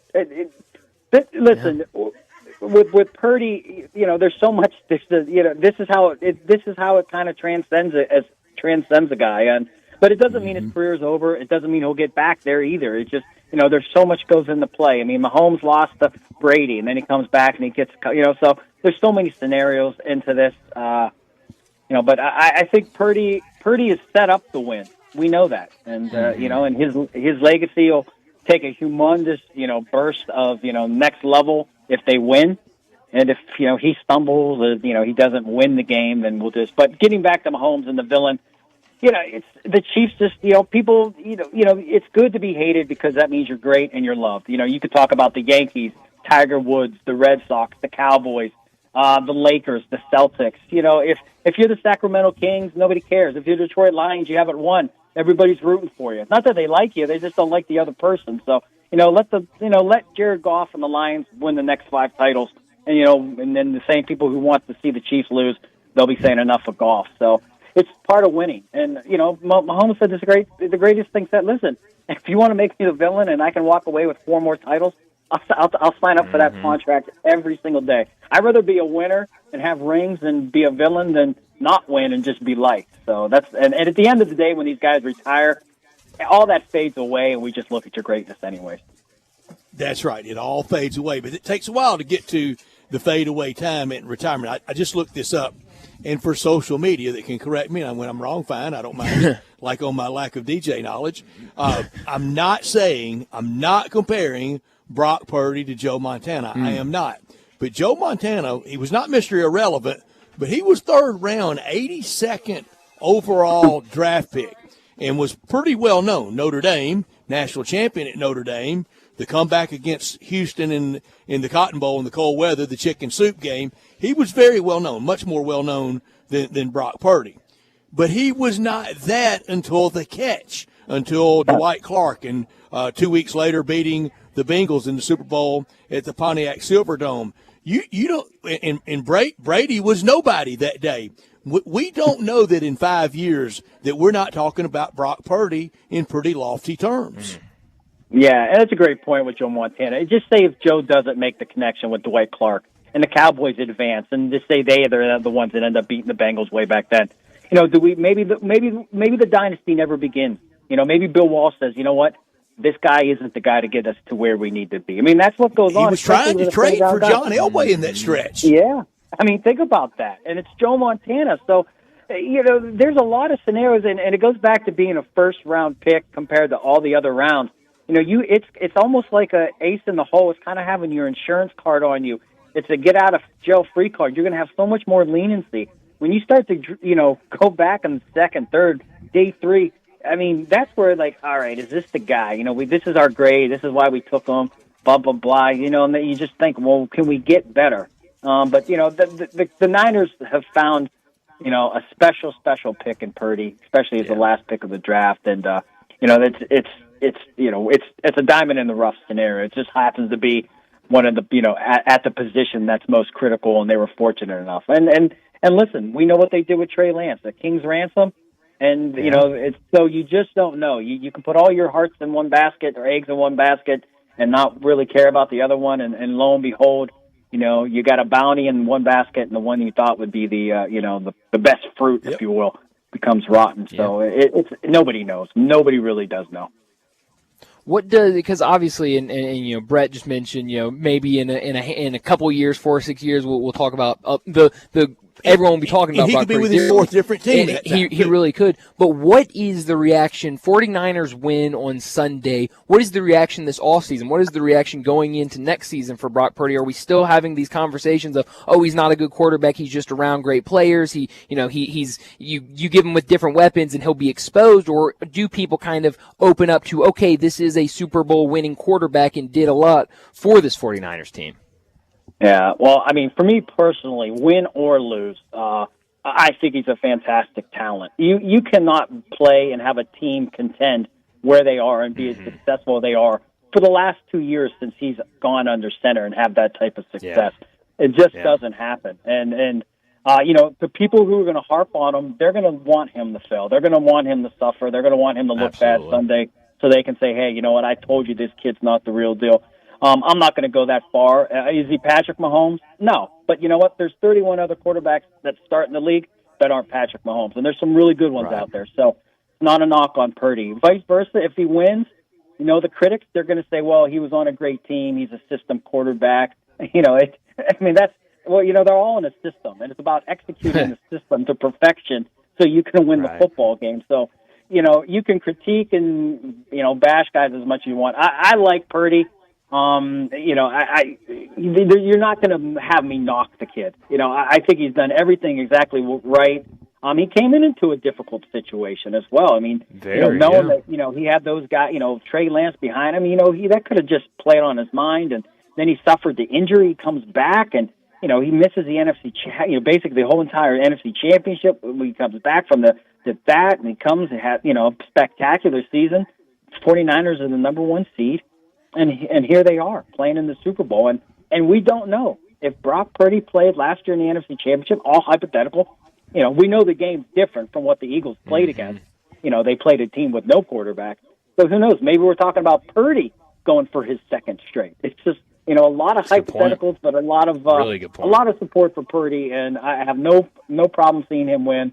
And I adore Patrick Mahomes. I just think when you're blessed enough to watch a guy at that level and you're seeing it, you just have to say, we're seeing something that we're not going to see all the time because he's that good. Enjoy it. Yeah, you have to. Absolutely. Well, Bo, before we let you go, we got to get your Super Bowl pick and score for the big game this weekend. Well, I took the Chiefs last time, and it tore me up because I really thought the Niners were the better team. I have to go Niners this year. I think the Niners they have just looked superior at points where they looked unbeaten.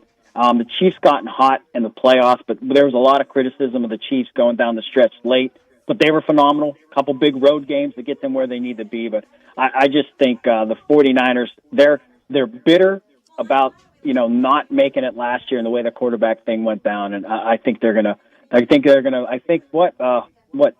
Their seventh. Will this be their seventh Lombardi? So I don't know if they'll take the lead or they'll tie it for sixth. But they're going to be right there, I think, after Sunday. And the score? Let me give you a. I'm going to give you a 31-27 Niners. I like that. Fun game. You're there. And, Bo, congratulations to you. We've asked all of our guests this week, and we'll continue asking them. You are the first person to pick the 49ers as one of our guests. Oh, you know what? Then I know I'm going to win. Oh, that's very good. Better than, yeah, I'm telling you, when you watch the Sunday night games, they're like Raiders. Raiders. Lone Wolf, Chiefs, always. Yeah. Oh, well, absolutely. I'm going on DraftKings now. You got it. Perfect, Bo. Well, as always, thanks so much for joining us. We'll do it again next week. Yes, sir. Have a great one, guys. Thank you, Bo. Thanks, Bo. Beaumarchant with us every week, usually on Tuesday. But last night we were out early, and he is indeed the first one to take San Francisco. Crazy. Again, let me clarify. I'm not comparing Brock Purdy to Joe Montana. No. I'm not comparing him to Kurt Warner. I'm not comparing him to Tom Brady, but all of those. And we probably could find a few more in Super Bowl history.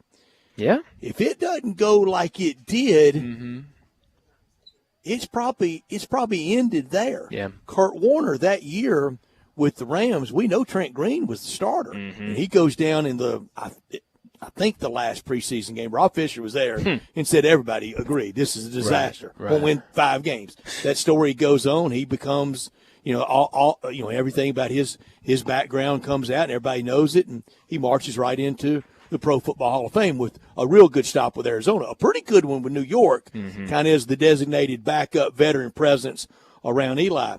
Tom Brady, if Vinatieri doesn't knock that field goal through, I think Belichick and Kraft and the bean counters, the money people with the Patriots go, it's been fun. We were kind of lucky in the Tuck Rule game. We got beat in the Super Bowl. We got all this guaranteed money to Drew Bledsoe. We don't really need to eat all this. Yeah, I mean, they might have. They really Sure could have. could've. That's definitely interesting to think about now and kind of what he became. I mean, certainly good to not let him go after that, and good thing they won. But we need to get to a break, and when we come back, we're going to talk Tiger basketball. Big game for them on the road tomorrow against Temple. Let me remind you again that we're out here at Dinstall's 5280 Pleasant View. Don't wait till the last minute this year. Order your Valentine's candy now. Their store hours 10 to 6 Monday through Saturday in the Laurelwood, Germantown, Collierville, and downtown stores are open this Sunday. Stop by on your way home from work today. Mention Sports 56 and you'll get a 14% discount on your entire order. And don't forget about the chocolate covered strawberries. They're going to begin dipping those Monday, February 12th. But go ahead, stop in one of the Dinstall's locations and place your order to get ahead of the line. Also, stop by here this afternoon, 5280 Pleasant View. Still plenty of time. Still plenty of time, and we got some gifts, some prizes to give away. A pound heart-shaped box of assorted chocolates, a pound box of chocolate-covered strawberries, and 2 4-packs of Tiger tickets for the game this weekend against Tulane. Well, let's get to a break. When we come back, we're talking Tiger basketball. Be sure to follow us at Sports56 WHBQ on Twitter, Facebook, Instagram, and YouTube to watch live video of our shows, stay up to date with station events, and have chances to win prizes. Don't miss out on anything that's going on. Follow us at Sports56 WHBQ. Welcome to the Rendezvous. This is John Vergas. When my dad started the Rendezvous in 1948, I don't think anyone could have imagined we'd still be serving shoulder, cheese plates, and our world-famous dry rub ribs 75 years later. But we are still here in the basement, in an alley in downtown Memphis. We sincerely thank you for making the Rendezvous what it is today. Charlie Vergas Rendezvous. A legendary experience for over 75 years, whether you dine in, pick up, or ship across the country. You or someone you know or care about has dealt with a difficult divorce. When facing divorce, you need the attorneys at Rice Law.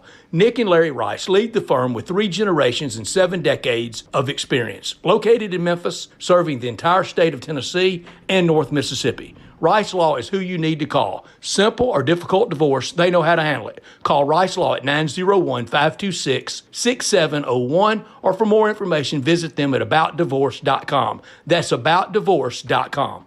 Looking for your next car? Give Car Corner a try. Car Corner, located at 2653 Mount Moriah. They specialize in cars under $15,000. Bad credit? No problem at Car Corner. CarCornerMemphis.com. That's CarCornerMemphis.com. They even have cash cars under $7,000. That's Car Corner at 2653 Mount Moriah. CarCornerMemphis.com. Look for the building with the teal green roof. The best athletes don't just play the game, they change it. When it comes to investing, Gainbridge is doing the same. Their online platform does things differently because it's designed to put you in charge of growing your own savings. It's intuitive, it's easy, and best of all, it's on your terms. No wonder Gainbridge has earned the trust of 40% repeat customers. It's a better way to invest because it's investing your way. Get started today at gainbridge.io. Looking for a high-efficiency planting solution? The Case IH 2150 Early Riser Planter combines the industry's most accurate planter technologies with a rugged row unit for fast and uniform emergence. The Case IH 2150 Early Riser operates at your speed and adapts to unique field conditions so that you can maximize your yield potential. Stop in or call Mid-South Ag Equipment at 662-890-3141 to learn more. That's Mid-South Ag, your Case IH Equipment headquarters. Hi, this is Lauren Choate with Choate's Air Conditioning, Heating, and Plumbing. Our mission, to exceed your expectations, provide quality service with urgency, and be there for when you need us most. There is nothing more frustrating than a clogged drain, shower, kitchen, or toilet. They disrupt your life. But don't worry, Choate's is here to get those drains flowing again. With the latest tools, technology, and expert professionals, we're ready to tackle any clog, anytime. We also believe in the power of preventative maintenance, and now is the time to be proactive with Choate's $93 drain inspection. This special offer includes a camera inspection of your sewer with a full assessment of your drainage system. That's a $199 value now for only $93 this month. Give your family the peace of mind they deserve and prevent those unwanted clogs. Call us today at 347-8086 to schedule your $93 drain inspection. And remember, Choate's, let our family serve your family. Sports 56 traffic. Good afternoon. It's already a little bit busy in the construction over here from time to time. They've moved some things around the last couple of days there on 55 at Crump, so be careful. It's starting to load up there. It's pretty busy now trying to get out of Midtown on 240 South, passing South Parkway. Still looks pretty decent right now. 240 on to 385 Billmorris Parkway. Weimer's Jewelry 7525 Highway 64 is your Valentine's Day headquarters. I'm Commander Chuck with your on-time traffic.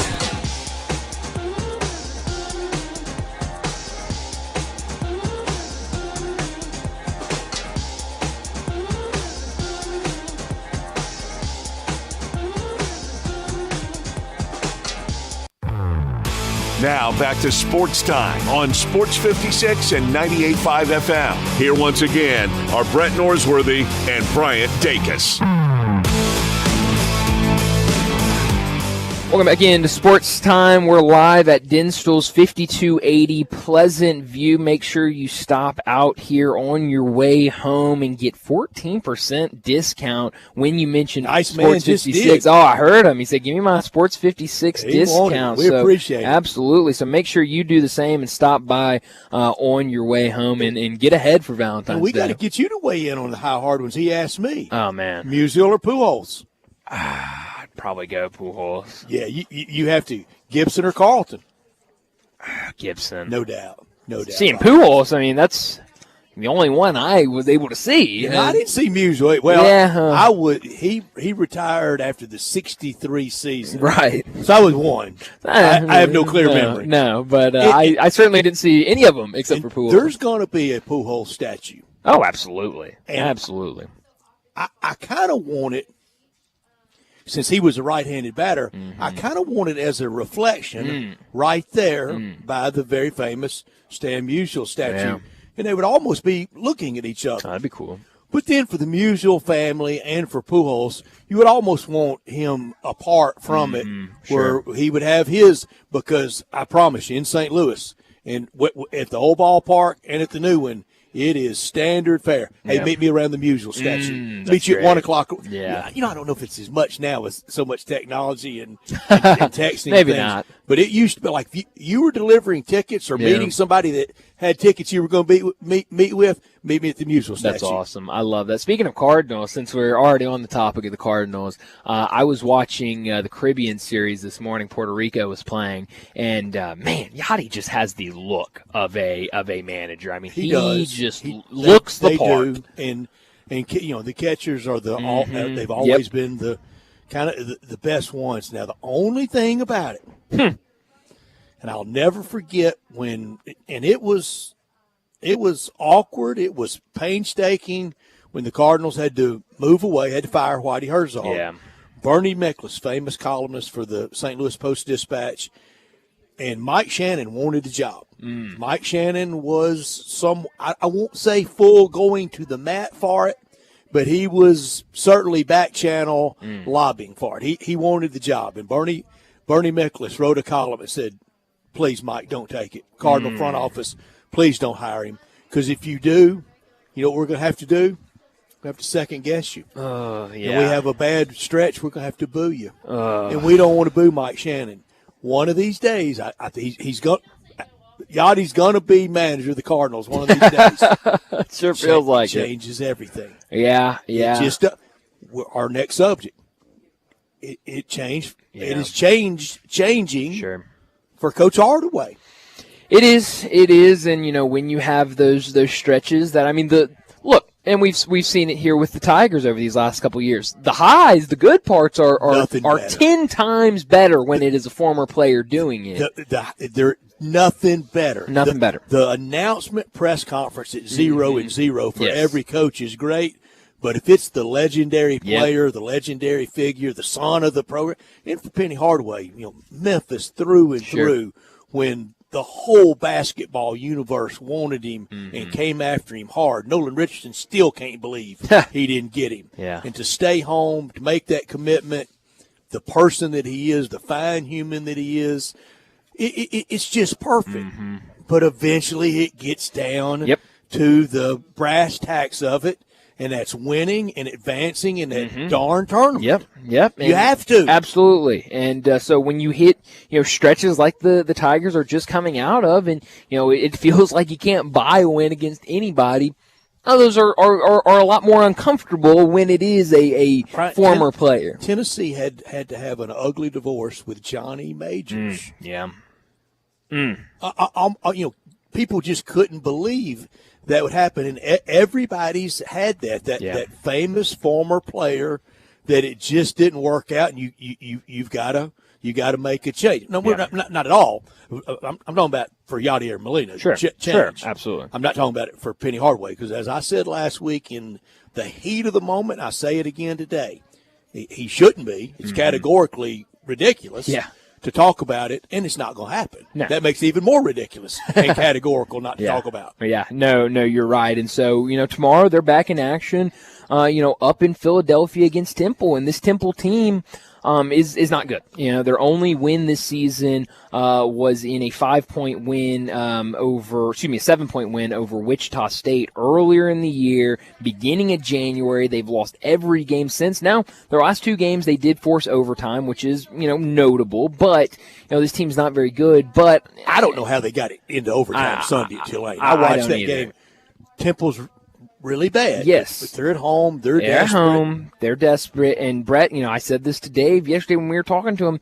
It just feels the going into these games and saying they're at the bottom of the conference. They've won one game in conference. They're not very good. It seems like we're saying that about the last three teams the Tigers have played, and they lost one of those, and they really struggled in the other one. And I don't know if it's full-blown Super Bowl, but there's a lot of really hyped up atmospheres for the Tigers when they hit town. It's the circle game. I don't know if it's Super Bowl, but it's a lot of circle games to it. It just is. There certainly is, and I think and some of that's the cachet, the bigness of Coach Hardaway. Sure, that's a huge part of it, and also for that stretch there where the Tigers were in the top 25. Any team that comes into your gym or that you're playing, when they have that number beside them, you're going to want to play a little harder. You're going to want to go more so that you can, beat that. You can have that ranked win on your schedule. And so it does not surprise me at all that teams are playing a little bit harder against the Tigers. Maybe more of a subject for tomorrow. We certainly will revisit. But for that game, any kind of win's fine. Yeah.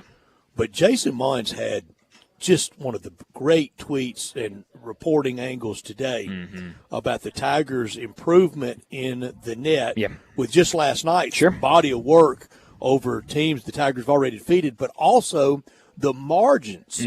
We know the net likes you putting the wood to people. I'll take 1 point tomorrow night, but really for net purposes, kind of need to cruise. Yeah. When I haven't brought this up, I kind of forgot about it, but over the weekend, I can't remember what game it was. It was either the I think it was Vanderbilt, Missouri game that I was watching, and they had Joe Lunardi on there kind of talking. Were you being held hostage by someone having to watch Vandy in Missouri? No, Brett, I'll be honest. You could have called me. I would pay the ransom. No, but I enjoyed it. If I'm did that on free will? Brett, if I'm being completely honest, we had money on Vanderbilt in that game. Gaming makes it different. It sure does. It sure does. But I think they had Joe Lunardi on, kind of just talking SEC, what teams are going to be. Wait a second. You're telling me they had a Joe Lunardi hit during the Vandy Missouri game? Well, Brett, they didn't have much. Were they punishing him for something? I think it was more of they didn't want to punish their broadcast crew and say you have to talk about this game, so we'll give you Joe Lunardi and you can talk about all the other teams. Did somebody on the broadcast crew faint and they had to have filler? Maybe. But Joe Lunardi joined them and he gave an explanation to the net that I thought was great. And obviously, everyone's going to hear the explanation and go, well, Brian, of course you thought that was a great explanation because you just said that you bet on Vandy and Missouri. But he said, when you view the net, view it like you're gambling on it. Go look at the lines for those games, and if the team that is supposed to win, if they cover that number, they're likely going to move up in the net. If they blow a team out, they're going to move up on the net. And I thought that was a really good explanation because so many people are going, what is that action on the games? Well, he did say, he goes, now I know this is a little taboo, even still, but go look and he even said, and talk about Joe Lunardi and probably his lack of gaming on these games. He goes, go look in the newspaper at the spreads of these games. Like, nobody's looking at Joe, the newspaper, Joe. Things are a little different now. Yeah. I hate to tell you. But I guess he was also on Vanderbilt and Missouri. So I remember the first time I saw it in the old Arkansas Democrat. And I asked a friend of mine, I go, well, what are all these little numbers? Like gobbledygook, 16 and a half. Sure. Who scores a half? Well, he explained it to me. Oh, man. You fell in love with it. No. Brett, did we talk yesterday about the amount of games that ESPN's predictive metrics and KenPom have the Tigers losing the rest of the way? We have not. Okay. But I did go to Warren Nolan's strength of schedule today to see where the Tigers' strength of schedule, where it is currently and what he had forecasted. Okay, so I'm just checking to make sure nothing has changed with the results Tigers' strength of last schedule night. has taken some hits. Yeah, no, it definitely has. Because we've played. Yes, but, you talked about the net. That is certainly gotten better because of what Virginia did a couple nights ago against Miami and last night Clemson's big win against North Carolina. Would you like to take a guess, KenPom, we'll start with KenPom, how many losses KenPom has for the Tigers? The rest of the way? Rest of the way. 9 left? 9 left. He has 2. Okay, so 2 for KenPom. All right, now ESPN, they do their little percentages when you go. Is that accurate? I'm going to tell. We're going to just wait. On ESPN, you can go. They have the percentage of it's a 57% chance this team wins. I'm having to do all this math after having all this candy, all this sugar, That's and correct. a Coca-Cola. That is correct. Okay, so how many? May not be able to drive home. How many games does ESPN have the opposing team a 50% chance or greater to win? 6. Wow. So you think KenPom 2, ESPN 6. You're very close on ESPN. ESPN had 5. 5 games. KenPom has 4 losses for the Tigers the rest of the way. So double what you have. I think it's going to be close, but I don't think they lose 4 more times. If they do, then we know what has to happen in Fort Worth. No, absolutely. So KenPom has losses to predicted, and obviously this is all just projection on metrics.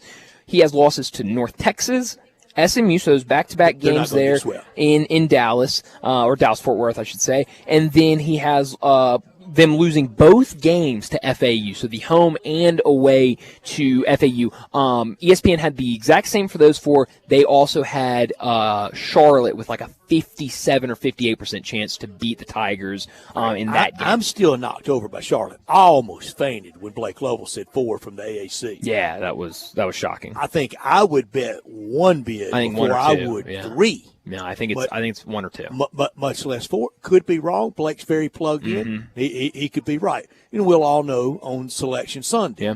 And that's when it's clear cut. Today, our friend Shelby Mast, he moved the Tigers outside the bracket. I hate that. He was like our one hope. I'm thinking Shelby's playing to the hometown crowd. I think the Tigers will work back in there before he joins us next week. I see. Over the weekend, everyone's thinking college basketball on a Saturday. They're looking looking at the bracketologies. He has them out, and then the morning that he joins us on Monday, he'll have them back in. Yeah. I think you're right. You're right. I kid, because they want to be right on all the bracketology, whether it's the complaint of recency bias, whether it's the complaint of they're prone to pick the larger conferences. No. Here's what they all want to do. They want to be right. Yeah. Yeah. No, you're right about that. I mean, they are going for accuracy. I mean, this is what they have been playing for the entire time. They want the teams right. Yep. They want that seeding no more than ±1 off. Oh, absolutely. I mean, it's like a game or a puzzle where they're trying to put in all the pieces correctly, and they want to be as close as possible. It's their only currency. There's no axe to grind. There's no there. They want to be right. I think they probably that group of them that Shelby was telling us about. They're getting together in their meeting in Dallas the weekend before Selection Sunday. I think committees going forward would be well served to have those type of people with a mix of the handicapping community. Yeah. You have Alan Bell, Bruce Marshall, Shelby, and some other bracketology and handicappers in there. I'd rather have that than the AD at University of Denver. Well, that's a great point because, as taboo or controversial as some people would think it would be, even if they're not watching all of these games, they have tabs on all of these teams. They have to and handicap they've had it these since opening night. And they've been watching all season long. They've been paying attention all season long. They didn't get to the Super Bowl. Super Bowl's over. Let's start watching college basketball. No, they're not going into a room and having somebody hand them a pamphlet that has all of the numbers in front of them and saying, "Oh, this team looks like they should be in." And Brian, sometimes I'm amused / befuddled by some of the reaction we get with some of Alan's picks and Bruce's on Friday. Invariably, the text line, of course he's going to pick, fill in the blank, the Tigers. Yeah. No. I mean, there was a 3 or 4 week stretch last year where Bruce went against the Memphis Tigers every single week. And the reaction was, who is this guy? He? No, he hates. No, he doesn't. He wants to be right. Yeah, that's what he feels. They may not be right because we all miss. Sure, and in that profession, I mean, you got to make those decisions, and it's all about. I wanted to be right when I picked Arkansas to win it all this year in basketball. You did, and the look what happened. Yes, and the Chargers to win the Super Bowl. I was going to leave that one out. I'm sorry, Brad. I'm going to double Super down. Bowl, Omaha's. Arkansas. Oh, Brett, don't do that. Don't double down. Don't double down. I'm not going to let you do that.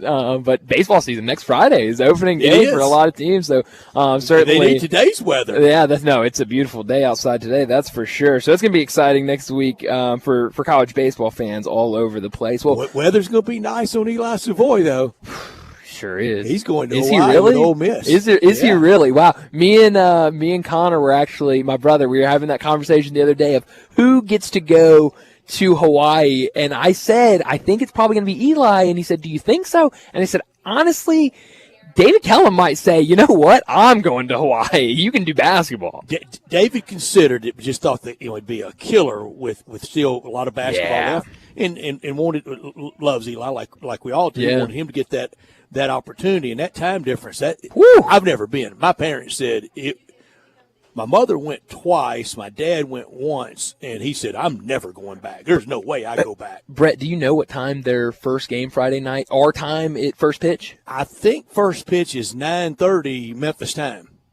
On their schedule, it says 10:35 first pitch. Is that right? That's right. Maybe they've changed it. Maybe I thought it was different. 9:30, but it could be that. Yeah. Now, what we got to know, Connor's got to know this. Who's working the game? Connor is, and he's very excited about it. Now, Connor is the definition of a night owl, so he is very excited. Does that bother him at all? Not. I mean, he stays up till 2, 3 o'clock in the morning. We played football out at Fresno and at Cal Berkeley. Yeah. Memphis kickoff was 9:30. That's tough. That's tough. 9:30. That's late night. And wasn't very good seasons in either one of those. And one was with, maybe both was with Richard Cross. We said, truly, even our families. Oh, yeah. How many people are listening to postgame? Let's wrap it up. Yeah. Let's wrap it up. No, but nothing beats Hawaii time. I mean, you get to some crazy hours. Man, it's out like there. 2 days away. Yeah, I mean, it's insane. Well, we need to get to a quick break, and when we come back, it'll be time for Big Number of the Day. We are real sports talk. Sports 56 WHBQ. Available on your radio dial at 560 AM and 98.5 FM, as well as around the world online at sports56whbq.com. Take us with you everywhere by downloading the Sports 56 app. And at home, just say, Alexa, play Sports 56. Wherever you are, stay tuned in to Real Sports Talk. Sports 56 and 98.5 FM. Bartlett Small Engine has been serving quality power equipment since 1970. They have a full line of power equipment, parts, and services for most makes and models. Bartlett Small Engines has the best brands in the power tool industry, and they're all American made. Bartlett Small Engine is your can-do store. 6780 Summer Avenue. Call 901-386-9779. Bartlett Small Engine has free pickup and delivery both at your home and curbside for lawnmowers, blowers, edgers, and any small engine. Call 901-386-9779. Get in zone, AutoZone. Welcome to AutoZone. What are you working on today? I think my battery's dead. With free battery testing and charging, we can help you get back on the road. Get in zone. So, what if I need a new one? No problem. We have the right battery for your car, starting at only $89.99. Get in zone. And what about my old battery?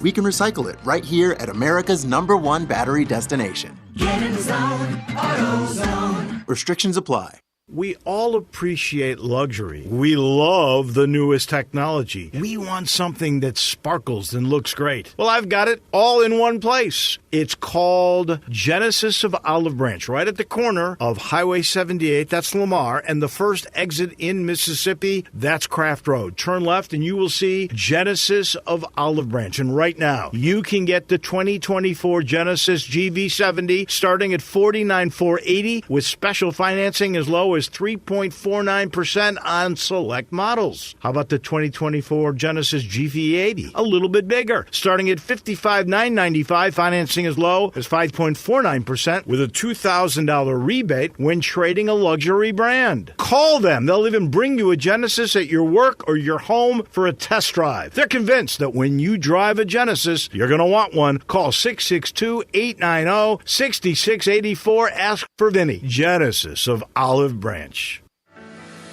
At Grainger, we're for the ones who specialize in saving the day and for the ones who've mastered the art of keeping business moving. We offer industrial-grade supplies for every industry with same-day pickup and next-day delivery on most orders, all backed by real people ready to help. So you can get the right answers and products right when you need them. Call quickgrainger.com or just stop by. Grainger, for the ones who get it done. We don't know who you are. If you're looking for dinner, we don't have any. But at Sunrise, we do have a particular set of skills. Skills we have acquired over the last several years. Skills that will make someone like you breakfast or lunch. If you come to Sunrise for breakfast or lunch, that will be the end of it. But if not, we will look for you. We will find you. And if you want bacon, we will grill it for you. Grizz Nation, don't miss your Memphis Grizzlies tomorrow at 7 p.m. when your Grizzlies host the Chicago Bulls for a Lunar New Year celebration. 2024 is the year of the dragon, and you won't want to miss all we have in store. Secure your tickets today by visiting Grizzlies.com. Now back to Sports Time on Sports 56 and 98.5 FM. Here once again are Brett Norsworthy and Bryant Dacus.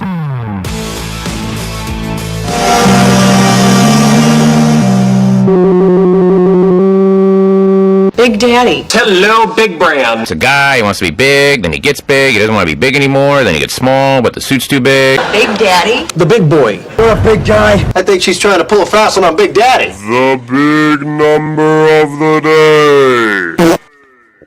All right, Brett, I could go a lot of different directions with my big number today. A lot really going on in the sports world, but I think I'm going to try to pull a U today and stick with Super Bowl big numbers, or at least NFL playoff big numbers. So mine today is the number 6. Christian McCaffrey has scored at least one touchdown in each of his 6 career playoff games. If he scores in the Super Bowl, he will join Terrell Davis and Marcus Allen for most consecutive playoff games with a touchdown to start an NFL. I mean, that's incredible. I'm going right now to look. I'm curious what the odds are for him to score a touchdown in the game. I'm sure it's pretty rough out there. I'm sure it's minus 130 or so. Well, while you're checking that, check and see what the odds would be if he threw a touchdown pass. Man, I don't even know if I could if they even offer that on my sports book. That's my big number. You got any more? No, that's my big number. My big number is 5. There have been 5 non-quarterbacks to throw a a touchdown pass. Wow. In a Super Bowl. Man. Joe Mixon, a few years ago for Cincinnati, running back, threw the touchdown pass to T. Higgins. Trey Burton, the tight end for the Eagles on Philly, to your favorite player, Nick Foles. Antoine Randall L., a wide receiver who was a college quarterback at IU, he threw a touchdown pass to Hines Ward, who played some quarterback in college and running back and wide receiver at Georgia. Lawrence McCutcheon, a running back for the Rams, threw one to Ron Smith. And Robert Newhouse, a running back for Dallas, threw one to Golden Richards. So there's been 5. I'm throwing long. McCaffrey scores one rushing, catches one receiving, throws one passing. Put that in your little 3-team parlay and see what it pays. Good Triple crown. Lord. That would be incredible. Throw us 10 bones on it. Let's see what happens. Brett, I don't even know if I can bet on him to throw a touchdown. I don't know if that's offered, but if I can find it, I will put something on it just for you. Rush, pass, catch. Now, a lot of people, and I have won through the years, side bets on this from beer to food to Coca-Colas to anything. Garo Yepremian did not throw an interception. That play was ruled that day a fumble. Yeah. It goes down as a fumble. I think Mike Bass returned it for a fumble recovery. It's listed as that in the box score. He was trying to throw a pass, and he didn't even know how to really snap his helmet. He knew nothing about football, and he was famously, with that Cypriot accent, says, "I kick football." and that's all he knew about it was kicking the football. Yeah. But so many people will argue with you that he threw an interception. He did not. It was a fumble recovery. Wow. So here's what I can do. I think this is the closest I'm going to be able to do. I think I can bet him to have a rushing touchdown, maybe a receiving touchdown. I don't even know if I can bet on him just to have a receiving touchdown, but I can bet on him on over 2.5 total players to have a pass attempt. Certainly wouldn't be as good money as to throw a touchdown, but 2 quarterbaks. I think that's a good bet anyway. And I think you can get pretty good odds on that. I just X'd out of that. Let me go back to that and see what you can get it at. You can get that at like plus 210 or something like that. A fun day of practice. A lot of times in the spring, sometimes in August, but they're getting locked into it. But to go to that college football practice in the spring, when the coach says, "All right, who played quarterback in high school?" Yeah. And a lot of them bunch of guys or who played quarterback, growing up, 7th grade, 8th grade, 9th grade. And I was at the Ole Miss spring practice the day I saw Houston throw Dexter McCluster the ball and go, "Let me see how you can throw the ball." And 2 years later, that was spring of 2008. 2 years later, fall of 2009, season of 2009, against LSU, he threw a halfback pass that won the game. That's incredible. Yeah, so over 2.5 total players have a pass attempt is plus 164. It's pretty good odds. And then my question of what are the odds for him to just score one touchdown? Christian McCaffrey minus 215 to just get into the end zone. That's incredible. I mean, you never see something. He'll be a low. popular prop guy on Sunday. He'll be a very popular prop guy. One more number. Okay. This year is Super Bowl 58, Roman numeral LVIII. Okay. Next year, Super Bowl 59 will be Super Bowl LIX. Super Bowl licks. Get your licks in. Oh, no. Super Bowl 60 LX. Oh, man. Brett, I think they had too much time on their hands, didn't they, Johnny? A lot of time. They had a lot of time. Brett, I'm afraid that we both know somebody that may or may not have a show earlier in the day that's going to have a lot of fun with Super Bowl licks. Promise me, text me tomorrow when John Harden does that 20-minute segment. That monologue Super Bowl licks. Next year is Super Bowl licks. Yeah, no, I'm sure Brett, you'll get a text message from him before we leave here about, all right, Super Bowl licks. Well, Brett, I've got another big number for you, 14. Get over to Dinstools today. You still have time before 6 o'clock. Mention Sports 56, and you will get a 14% discount on your entire order. We're out here at the Dinstools location on Pleasant View, 5280 Pleasant View, but you know all of their locations, Laurelwood, Germantown, Collierville, Pleasant View, or downtown. Get down there now and get ahead of the line. Don't be stuck last-minute shopping for Valentine's Day. Their hours, Monday through Saturday, 10 to 6. They'll also, the Laurelwood, Germantown, Collierville, and downtown stores will be open this Sunday, so make sure you head over there. And don't forget about the chocolate-covered strawberries. Beginning Monday, February 12th, they're going to be dipping those. But you can already go into your Dinstools location and get in line and pre-order those strawberries. So place your order for strawberries right now. And also, stop by this location. We're giving out prizes later in the show. We'll pull about 5:30 or so. So if you're getting off work, make sure you stop by, register to win a pound heart-shaped box of assorted chocolates, a pound box of chocolate-covered strawberries, and also we're giving away 2 4-packs of tickets for Tigers and Tulane on Sunday. So a lot we're giving away. Make sure you stop by Dinstools. Dinstools, they've been saying I love you for over 122 years. Well, we are late for a break. Let's go ahead and take that break. And when we come back, we're talking college basketball with Kevin Sweeney.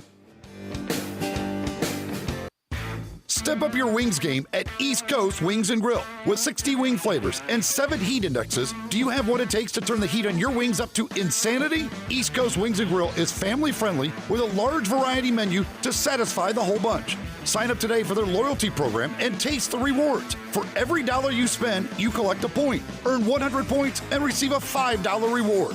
Next to Lowe's off Highway 64 in Bartlett, come try America's best wings at East Coast Wings & Grill. Hey, Tiger fans, join University of Memphis women's basketball on Saturday, February the 10th for 901 Women Day, when the Tigers take on the Tulane Green Wave at 2 o'clock at the El Marone Fieldhouse. Join us in celebrating National Girls and Women in Sports Day with tickets for only $2. And be sure to stick around for the post-game youth clinic. Be there, be loud, and go Tigers go. At Edwin Watts Golf Shops, there's something that binds us all. The collective goal to transcend the ordinary. Introducing the all-new TaylorMade QI10 Max Driver, combining TaylorMade distance with the forgiveness of 10K inertia. Experience your drives in 10K.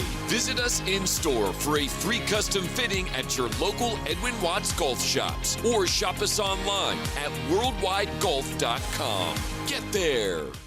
Chris Price, it's so good to see you. And you have a new business? Yes, Dave. MetroBuildersMemphis.com. Have you noticed water stains on your ceiling? With storm season here, take a walk around your home or business and look up. Make sure there are no water stains signaling a leak prior to the heavy storms coming in. If you do see signs of water, call me. My team and I will come out, diagnose the problem, and prescribe a fix. Our team of Hague-certified inspectors are waiting to assist with any inspection or repairs you may need. We have 3 crews dedicated to repairing roofs in the Mid-South. As certified Owens Corning and Mule High dealers, we offer 20-year, no-dollar limit labor and material warranties that offer hassle-free ownership. That's our hassle-free ownership guarantee. Allow Metro Builders team of professionals to assist you in maintaining your property's integrity and value. MetroBuildersMemphis.com. Your local commercial roof experts. Ask about our commercial roof maintenance agreements. Protect your investment with MetroBuildersMemphis.com. Call me. 901-375-1717. That's 901-375-1717. 375-1717. Love is in the air, and it's time to remember all the sweethearts in your life. You know Valentine's Day is Wednesday the 14th. We're giving you a week leap. We're going to be at the Dinstals at Pleasant View on Wednesday the 7th from 7 in the morning till 6. Stop by or call during the live remote and get a 14% discount on all your Valentine needs. And it's the beginning of the chocolate-covered strawberry season. That starts on the 11th, and get treats for the big game. All you got to do is come by and see us on the 7th. Sports 56 traffic. Good afternoon. Traffic's on the increase quite a bit over here on 40 up by Chelsea. We've watched it slow down just in the last 30 minutes or so on 55, where they have moved some things around quite a bit there at Crump. The last few days, it's been interesting over there as 240 gets a little bit busy now on to 385 Billmore Parkway headed out towards Collierville. 24/7 reliable crane and rigging services right here in Memphis. It's got to be Tomahawk Crane and Rigging. They're online at tomahawkcrane.com. I'm Commander Chuck with your on-time traffic. We are Sports 56, WHBQ Memphis, and W253DF Memphis, Flynn Broadcasting Stations. Now, back to Sports Time on Sports 56 and 98.5 FM. This hour is brought to you by Hewlett & Dunn, Boot and Jean Company in Collierville. Here once again are Brett Norsworthy and Bryant Dacus.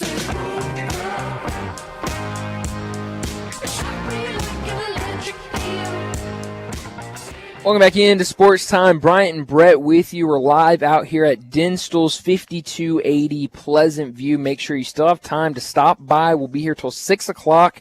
Get over here, mention Sports 56, and they'll give you a 14% discount on your entire order. But we got to talk college basketball, and nobody better to talk college basketball with than Kevin Sweeney. Go follow him on Twitter at CBB_Central. Kevin, thanks so much for joining us. A lot to get to today, but I want to start off with the Tigers. Last time we talked to you, the Tigers were getting ready for a home game against Rice and did not go so well for them. Another loss for them, but they got back in the win column over the weekend with Wichita State. You look around at the updated brackets, all these bracketologies out there, and most everyone has them out of the bracket right now. What did that win against Wichita State do for them? What do they need to do the rest of the regular season to try to get back on the inside of the bracket? Well, I certainly think that the Rice loss was kind of the fire's on now, right? Like this is now a huge problem. So it wasn't before, it is now. And, fortunately they were able to bounce back and beat Wichita, rally in that game. Obviously did not play particularly well, hurt their metrics more with that performance. But at some point, the buck just had to stop, and it finally did, which is the good thing. Look, they still have opportunities, right? 2 against FAU. Road SMU is a game that could mean something. Road North Texas might move the needle in some small way, right? That's what you're hoping to do. If you can sweep or come close to sweeping those games, maybe 3-1, you're going to be at least in position and the conversation come conference tournament time. But the margin for error has completely vanished, right? Cannot afford another bad loss. Cannot afford to get swept by FAU. Realistically, I think they may have one more loss in them. Otherwise, I think it's going to be close to utter bitter bust. Kevin, I've got a theory corroborated, substantiated by nothing at all. So I guess it's not a theory. It's just pure supposition on my part. If Memphis takes care of reasonably business down the stretch, even a 6-3, seed will be somewhere where they have to play on Thursday. When they get to Fort Worth. I don't think that's that bad because of the human nature with all these metrics, all these analytics, all these bracketology, all the things that the committee can number crunch. Here's one thing I think comes down to human nature when they're assembled in Indianapolis making the decision. They're human beings. They've got the TV set up, all the conference action on. And on Thursday, they're in there and go, well, there's Memphis advancing. Mm-hmm. Then on Friday, there's Memphis advancing. Those first 2 should be gimmies for Memphis at Dickies Arena. And then on Saturday, Memphis is still alive. I think that helps you even when you're kind of on that bubble, that precarious nature that I think Memphis has played itself onto. I think as long as you're advancing and playing even that extra day, it's good for you. Yeah, I don't think it's a huge detriment, certainly. right? I think there's an opportunity to, just get some extra face time. There's an opportunity to add an extra win to your resume, right? Like, we're talking about a Memphis team that could very well have 23, 24 wins on Selection Sunday and be right around the cut line. And if you're at 23, 24 wins, like that should mean something, right? Like the raw win count is not necessarily a direct metric, but not necessarily. Everyone's human, right? And they see, Memphis won 24 games. They played a tough non-conference schedule. That's a tournament team, right? And I think the other thing, if nothing else, the opportunity to build some momentum during the conference tournament. Like, I think playing early, everyone says, you need to buy, you need to rest your legs. Like, I think that's overrated. Like, I think at the end of the day, if you're a team like Memphis, like you're one of the more talented teams, if you get hot over the span of 2 days early in the tournament, and then you roll into playing FAU or SMU or Charlotte or one of these teams at the top of the conference right now, with all the buzz and feeling great about yourself, you're gonna have a great chance to win the game. So the Tigers were in last year, but I think it helped stylistically how they just hammered Tulane. They lost twice to Tulane last year. All anybody remembered was the conference tournament hammering of Tulane. 100%. And I think that helped them into the Houston game. I mean, I think that gave them momentum. And obviously, the way the season ended is not how anyone wants to, but they won a championship last year. They beat a great Houston team. And, that's one of the best wins that Penny's had in his tenure. And so, I think absolutely the momentum thing is a huge deal. I've heard a lot of people today and yesterday talking about Clemson and Virginia, teams that Memphis beat early in non-conference. Virginia had a big win against Miami. They're moving up in the net. Clemson last night beat North Carolina, moving up in the net. And right now, those two teams, you could add VCU in there. They have a big test against Dayton later this week. But those three games could, if those teams continue to play well, could be quad ones. How likely do you think, with how Clemson and Virginia are playing, that those could end up being quad one games? I think certainly there's a decent chance that at least one of them winds up there. I mean, Virginia's playing great basketball right now. Clemson had struggled really until that North Carolina win, but that was a huge bounce back. And so, look, I mean, 100% for Memphis. You're looking at this and you're saying, so much of our non-conference work has been maligned since then for their struggles. But if Virginia can bounce back, yes, the different feel of a Virginia team right now that it was when Memphis played them. But that doesn't matter, right? Like, at the end of the day, the win is the win, and Virginia's playing great basketball right now. Winners of 7 in a row, just completely sucked the life out of Miami over on Monday, and they have a chance to really get rolling here over the next several weeks and play their way into being Memphis' best win. Kevin, I'm right there with you. A win is a win whenever you get it, however it is, wherever it is. If it's in one of those far-flung early tournaments, Bryant can attest to kind of my sermonette about it. If you're going to value November, December wins, then you have to have, I don't know if it's discredit, but you have to also respect if it's a loss. The Tigers had good November, December periods. Last night was a real good example of it. The Tigers needed that. Virginia Common has VCU's held in there for the Tigers all year. They did last year, helping the Tigers with the win Memphis had over them last year at FedEx Forum, and this year in overtime on the road. That like Sunday against Wichita State. Wichita State makes one of the 2 layups they missed. And last year, this year against Common, if they make a layup in regulation, that's 2 more losses, but it wasn't. It ended up being wins. Yeah, look, at the end of the day, I think that's the thing that gives college basketball's regular season juice, right? And people can not talk about it as much. Yes, like we fly under the radar, whatever, but like those games mean everything. And if you're sweating on the bubble, you are 100% looking back on, man, what if we flipped one result one way or another? How different is the story of Memphis if those things don't break their way?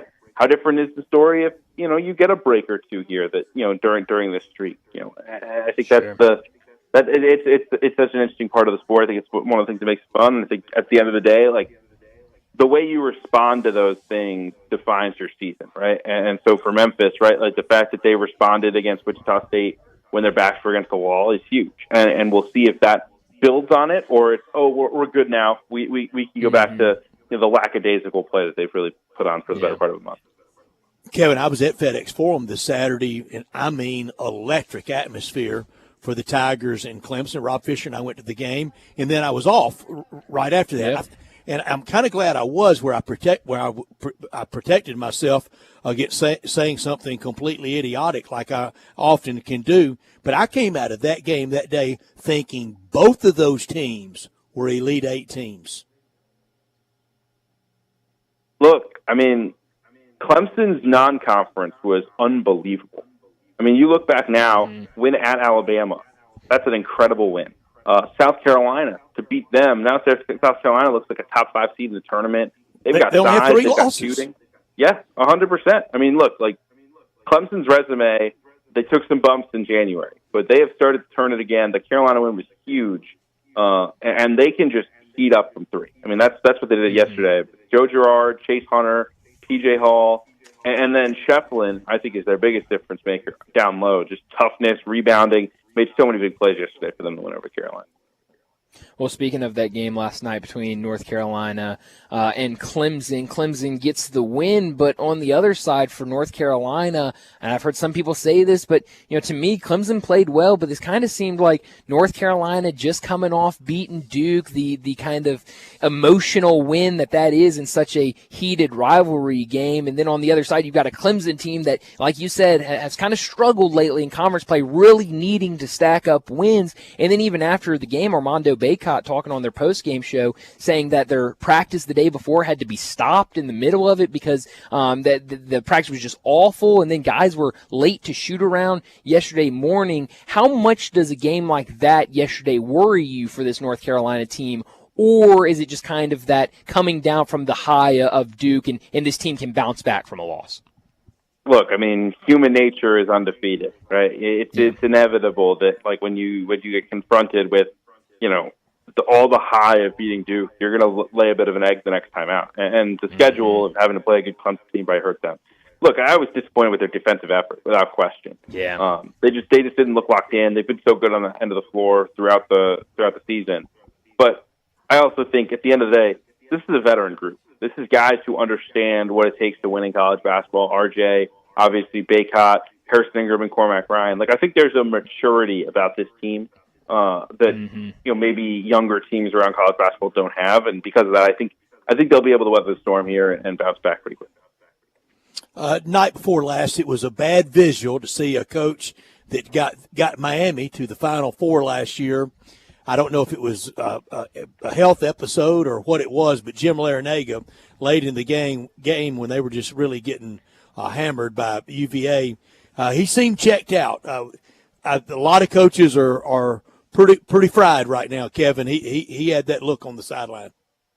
Yeah, he did. Look, I mean, if I scored 38 points in a game, I'd probably be pretty checked out too. But look, I think Larinaga, they haven't had a great year, and I think it's been frustrating for them. They felt like they had the group that could not necessarily get back to the Final Four, but be competitive. And they're much more of an NIT team to me than a tournament team. I don't think that NIL chemistry?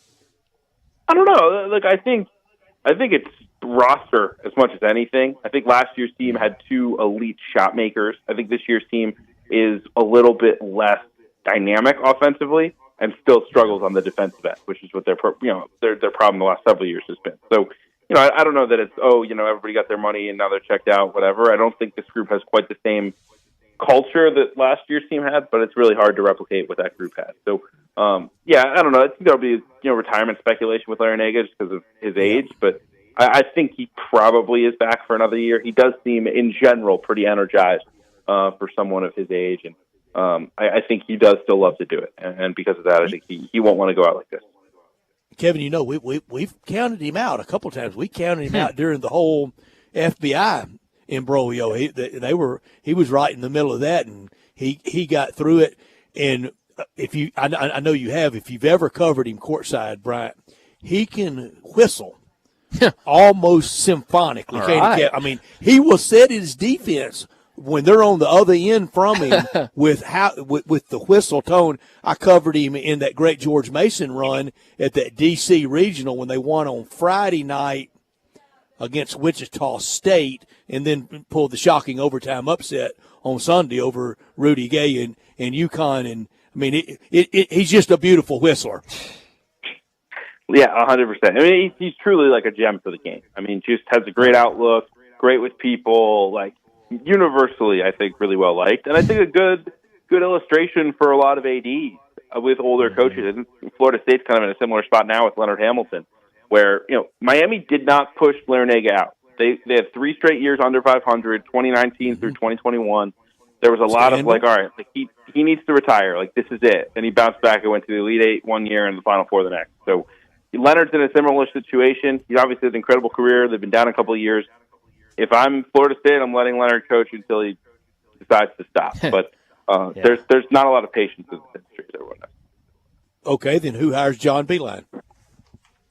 It's fascinating because I think John Beilein was a lot closer to being the interim coach at West Virginia this year than a lot of people realize. Wow. Like that was discussed, and at the end of the day, the situation was just too messy with all the boosters and split ties between Huggins and the school. And at the end of the day, I think it was a mutual decision by West Virginia and Beilein to say, all right, this is just not the time for this.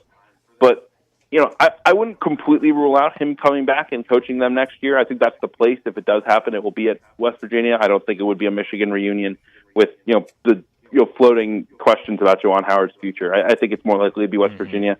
I think it's more likely than not that he's staying retired, but I think he's still got a little bit more juice if someone wants to try. Kevin, I'm curious. I saw the other night Rick Pitino kind of making headlines after he went on Twitter and said that basketball needs a salary cap. That's college basketball needs a salary cap, and that the power for the players, not for the coaches. Right. But not for that. But that the power conferences should come together, join forces, and create a salary cap of up to $2 million. What did you make of that? Rick Pitino, surprisingly very active on social media for his age, But what do you think of that, having these power conferences set a salary cap? My first thought is that Rick Pitino has never been one to keep his opinions to himself. It's very true, yes. Look, like I think something along those lines is necessary in the sense that I think operating in this system where third parties are running everything, resources vary widely from school to school within a conference. What you're allowed to do or what you're perceived to be allowed to do varies a lot state to state. Like, I think getting to a point where if you're an SEC school, you can allocate $3 million to your roster or whatever the number winds up being. I think that makes a lot of sense. I think it will be complicated to get to that point because it'll take collective bargaining and agreements and whatever. Sure. And that's going to take a long time, right? I mean, I know we had some advancements on the athlete employment front this week with the Dartmouth NLRB ruling that's still going to go work its way through the courts for, I think several months, if not years. But, I think long term that would simplify a lot of things for a lot of coaches. That's what coaches want. It may not simplify things from an administrative level, though, and that's why it hasn't happened yet. Yeah. Well, Kevin, you know this issue very well. You were a student at Northwestern, right? When the football players tried this, did you know them? Did you think it was going anywhere? I know you covered it. Help me. Is the campus paper the Daily Wildcat? Is that right? Yeah, the Daily Northwestern. Yeah. Daily Northwestern. I'm sorry. Did you cover it? I did not. No, that was a couple years before I was really in the day-to-day at Northwestern. See, I got you as the oldest veteran of college basketball out there, Kevin. Yes. No, I was not there just yet. I know a lot of people who were and had some ties to the situation. Look, it was very complicated. I think the biggest thing is we're in a different political climate now, 10 years. Yeah, I think the idea of college football players or college basketball players being employees of the school felt weird 10 years ago. I don't think it does as much now. Obviously, I think for people who are around it like we are, it's more challenging, but I think the more that people realize the amount of money that's involved in college sports, I think the more that there's a feeling that something has to change. So I think I think the pushback on Dartmouth's side will be similar to what the pushback was with Northwestern. Like, the school will fight back, but I think they will find a less friendly court system than they did 10 years ago when it was eventually shot down at Northwestern. Yeah, it's going to be something interesting to keep an eye on for sure. Kevin, before we let you go, Super Bowl week, we're getting all of our guest picks for the Super Bowl. So a pick and a score for 49ers Chiefs. There's no logic in me betting against Patrick Mahomes, but I'm going to. I'm going to take Niners 28, Chiefs 24. All right. I like it. I like that pick. It's down. And the Niners making a comeback now. All week long, it had been Kansas City. Both pickers today with, or two of the three pickers today with San Francisco. Good pick, Kevin. I love it. Good luck. Yeah, really. We'll tell you the super. We'll tell you the super grand prize after we establish exactly what we're giving away to the winner. That's right. If we decide to give anything to the winner, Kevin, any stops this week? Watching any games in person? Nothing crazy. Off to the alma mater tonight, Northwestern Nebraska, two potential tournament teams. That's a good one. But mostly going to spend. I'm going to spend the weekend at home and watch games. I think there's nothing great in the Midwest on Saturday, and I've gotten on too many planes lately. And March beckons. You will travel a lot then. Absolutely. Absolutely. Well, Kevin, thanks so much for joining us. We'll do it again next week. Thank you, guys. You got it. Thanks, Kevin. Kevin Sweeney with us every week talking college basketball. We're at Denstall's. We're here until 6. We're going to draw in a little bit, though. But you can still come by and get in on the 14% off. That's a big number of the day, isn't it? Sure is. For Valentine's next week. Week from today, the day of love. Still time to come by and visit with us. This hour of our show brought to you every day by Hewlett & Dunn.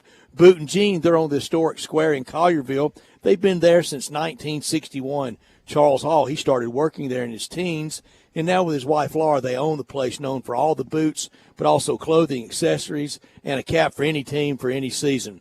Western wear, work boots, soft toe, safety toe, rubber boots, boots for every occasion at Hewlett & Dunn. Boots for when it's dry weather, boots for when it's snowy and rainy and cold. For any season, they've got them from head to toe. They have you covered with every brand imaginable. Anderson Bean, Ariat, Dan Post, whether it's for men or for women, men's and women's clothing, jeans, pants, shirts, shorts, outerwear, and the best duckhead collection you'll find anywhere. Charles and Laura Hall invite you to 111 North Center Street, or go visit HewlettDunn.com, but they want you to visit them on the square in Collierville. Boot care products, sunglasses, hats, and every area team snapback cool hat you can think of, like for the Tigers that you can wear if you're going on the road trip tomorrow or Sunday afternoon to the big game on Big Game Day. Mississippi State, Tennessee, Ole Miss, and the Razorbacks. The travel bag selection is top-notch, HewlettDunn.com. But please stop by, visit, say hello at 111 North Center Street on the square in Collierville at Hewlett & Dunn. Well, and Brett, you mentioned the 14% off here at Denstall's. I was talking to my dad this morning. Maybe I shouldn't admit this on air or around people, but I was talking to my dad this morning. I said, yeah, man, we're going to be out at Denstall's today. They're doing this great deal. You go in, say Sports 56, they're giving you 14% off. I go, kind of weird though. 14%. I wonder how they came up with that. Not a round number or anything. I don't know. And he's just looking at me with a blank expression. 14, son. He goes, what day's Valentine's Day on? That's it. I go, February 14th. I guess that does make sense. I would say that's the biggest date out here. Yeah, Even with the holidays and Easter. The Easter season here is great. We've been out here before around the Easter holidays. Mother's Day. Oh, yeah. Really, really Absolutely. big out here. All the holidays are very special here. And next Wednesday, sure will be. Absolutely. So make sure you stop out here before Valentine's Day and get that chocolate, get that candy for your significant other. Well, let's go ahead and get to a break. When we come back, we'll talk about what's trending. Add a little fun to your lunch break. Join Johnny Radio for Sports 56 Happy Hour from 11 to 1 every weekday on Sports 56 and 98.5 FM.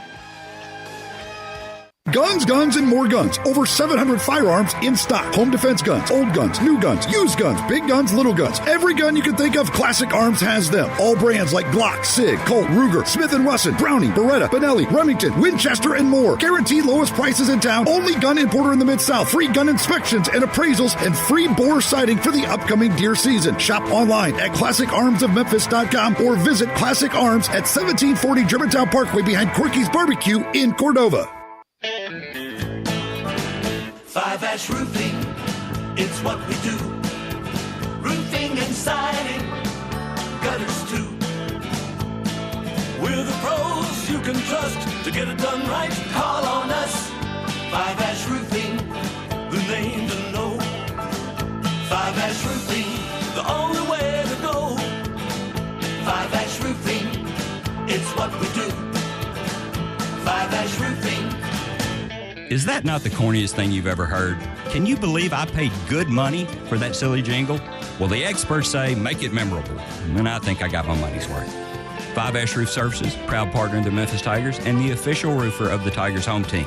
5-Ash Roofing, 367-0050 or memphisroofer.com. 367-0050 or memphisroofer.com. 5-Ash Roofing, it's what we do. We're here for you. Getaway Sports Bar, the best kept secret in town, open noon to 1:30 a.m. 7 days a week. Garvin, the owner, created this SEC NFL Dream Bar over 20 years ago. You'll never miss a minute of action. 10 TVs, 5 70-inch TVs for all the big games. Rack them up on 6 pool tables. Coldest beer in town, grab you a pool stick and get you some good bar grub. 100% Angus burgers, big and moist chicken tenders. Daily happy hour Monday through Friday, 2 to 6 p.m. with long neck domestics, $2.25. Getaway Sports Bar, 4632 Winchester. For the ones who get it done, the most important part is the one you need now. And the best partner is the one who can deliver. That's why millions of maintenance and repair pros trust Grainger, because we have professional-grade supplies for every industry, even hard-to-find products. And we have same-day pickup and next-day delivery on most orders. But most importantly, we have an unwavering commitment to help keep you up and running. Call, click Grainger.com, or just stop by. Grainger, for the ones who get it done. Welcome to Triumph Auto Sales, where you'll have a great car buying experience. Triumph Auto Sales is your #1 source of quality pre-owned vehicles ranging from lease returns to new car trades, all at huge savings. Plus, Triumph has a full array of financing options to meet your needs. Find your next car online at triumphautosales.com or stop in today at 4875 Elmore Road. Triumph Auto Sales will help you get the vehicle you want at the price you need and the service you deserve. For a great car and a great experience from a local and family-owned business, visit Triumph Auto Sales. Love is in the air, and it's time to remember all the sweethearts in your life. You know Valentine's Day is Wednesday the 14th. We're giving you a week leap. We're going to be at the Dinstals at Pleasant View on Wednesday the 7th from 7 in the morning till 6. Stop by or call during the live remote and get a 14% discount on all your Valentine needs. And it's the beginning of the chocolate-covered strawberry season. That starts on the 11th, and get treats for the big game. All you got to do is come by and see us on the 7th. Sports 56 traffic. Try to clear up this earlier crash we had on 40 East near Danny Thomas. It is heavy in the westbound lanes for sure as you come past Riverside Drive there, headed towards the bridge over into West Memphis on 40 going westbound. Traffic's on the increase out here even more on 240 as you get onto Bill Lawrence Parkway, continuing outbound on 385. Still pretty crowded over here on 240 East up by Poplar. 24/7 reliable crane and rigging services right here in Memphis. It's Tomahawk Crane and Rigging. They're online. Check them out. TomahawkCrane.com. I'm Commander Chuck with your on-time traffic. Now, back to Sports Time on Sports 56 and 98.5 FM. This hour is brought to you by Hewlett & Dunn Boot and Jean Company in Collierville. Once again, here are Brett Norsworthy and Bryant Dacus. If I go crazy, then will you still call me Superman?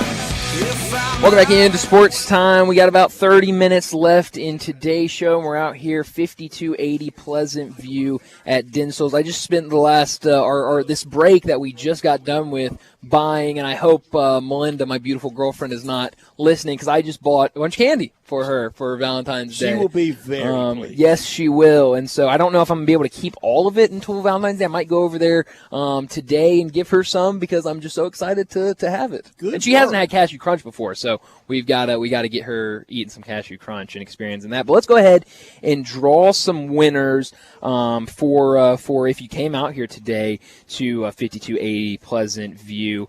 So we're going to start off with our 1-pound heart-shaped box of assorted chocolates, and Keith Mercer is our winner for that 1-pound heart-shaped box of assorted chocolates. That's going to come in real handy around Valentine's Day. We got another one, this one for the 1-pound box of chocolate-covered strawberries, and that is going to Matt Hale. So Matt Hale, the winner of the chocolate-covered strawberries. Now we got two 4-packs of tickets for Tigers Tulane this Sunday. Our first one, Kelly Hubert is the winner for those. That's Kelly with an E. Kelly with an E, that's right. That is going, so you get 4-packs. I'm going to say as well. I would agree with that. And then our second 4-pack for that, Teresa Coop is our second winner for those tickets this Sunday. So a bunch of prizes. Thank you, everyone who came out today, bought some stuff from Dinstall, sign up for our prizes. And if you are a winner, you're listening right now, we'll get into contact with you. Were you listening when Greg and Eli signed on at 7 o'clock? Brett, I'm not going to lie. I was not. Brett, honestly, and you know this more than anybody, I'm not an early riser. I do not wake up early. But I did listen. You know that I am. Yes, but I did listen much earlier today because while I was on the way to my Bible study this morning, I flipped on, see what was going on at Dinstall's this morning. So I've been listening most day, and as you know, Brett, I'm usually up at the station most of the day. So but you're not going to be Friday because Johnny and I've changed the locks. Yes, the locks have been changed. Melinda, we promise you, he's not going to be there Friday. I am not allowed to be up there. Well, Brett, we talked about it earlier. The great Nick Saban. We now know what he will be spending his time doing during the football season next year. He will be a part of the ESPN broadcast crew. I didn't say specifically, but the way it was worded, I would assume going to be a part of some games, have some sort of impact in terms of games. But the big thing that everyone is talking about today, he will be a part of College Game Day starting next year. And you got an update on that because I asked you, and we kind of talked about this off air, of was this going to be how they even more kind of push Lee Corso out, and you said, we kind of both said, maybe, I don't know, but you now have an update, I believe, on what it will be. Richard Deitch, a great absolutely. Media follower, he tweets that it's been confirmed by ESPN spokespeople that Coach Lee Corso will be back next year on College Game Day. So I don't know what the entire cast will look like. I'm a little surprised, as we talked about it when it broke earlier. Yeah. I'm a little surprised that kind of that quickly in retirement that he's locking into 15, 16 weekends, maybe more. And with that, my experience with them, most of them, not all, we know Kirk Herbstreit is busy often with the prime game on Thursday night, but a lot of that crew, they hit said town sometimes 4-ish, 5-ish, 6 o'clock on that Thursday, and then the next day between meetings with coaches and people there and promotional stuff, they have a lot of stops. They really do put them through the car wash. They even have a media availability with the local gathering.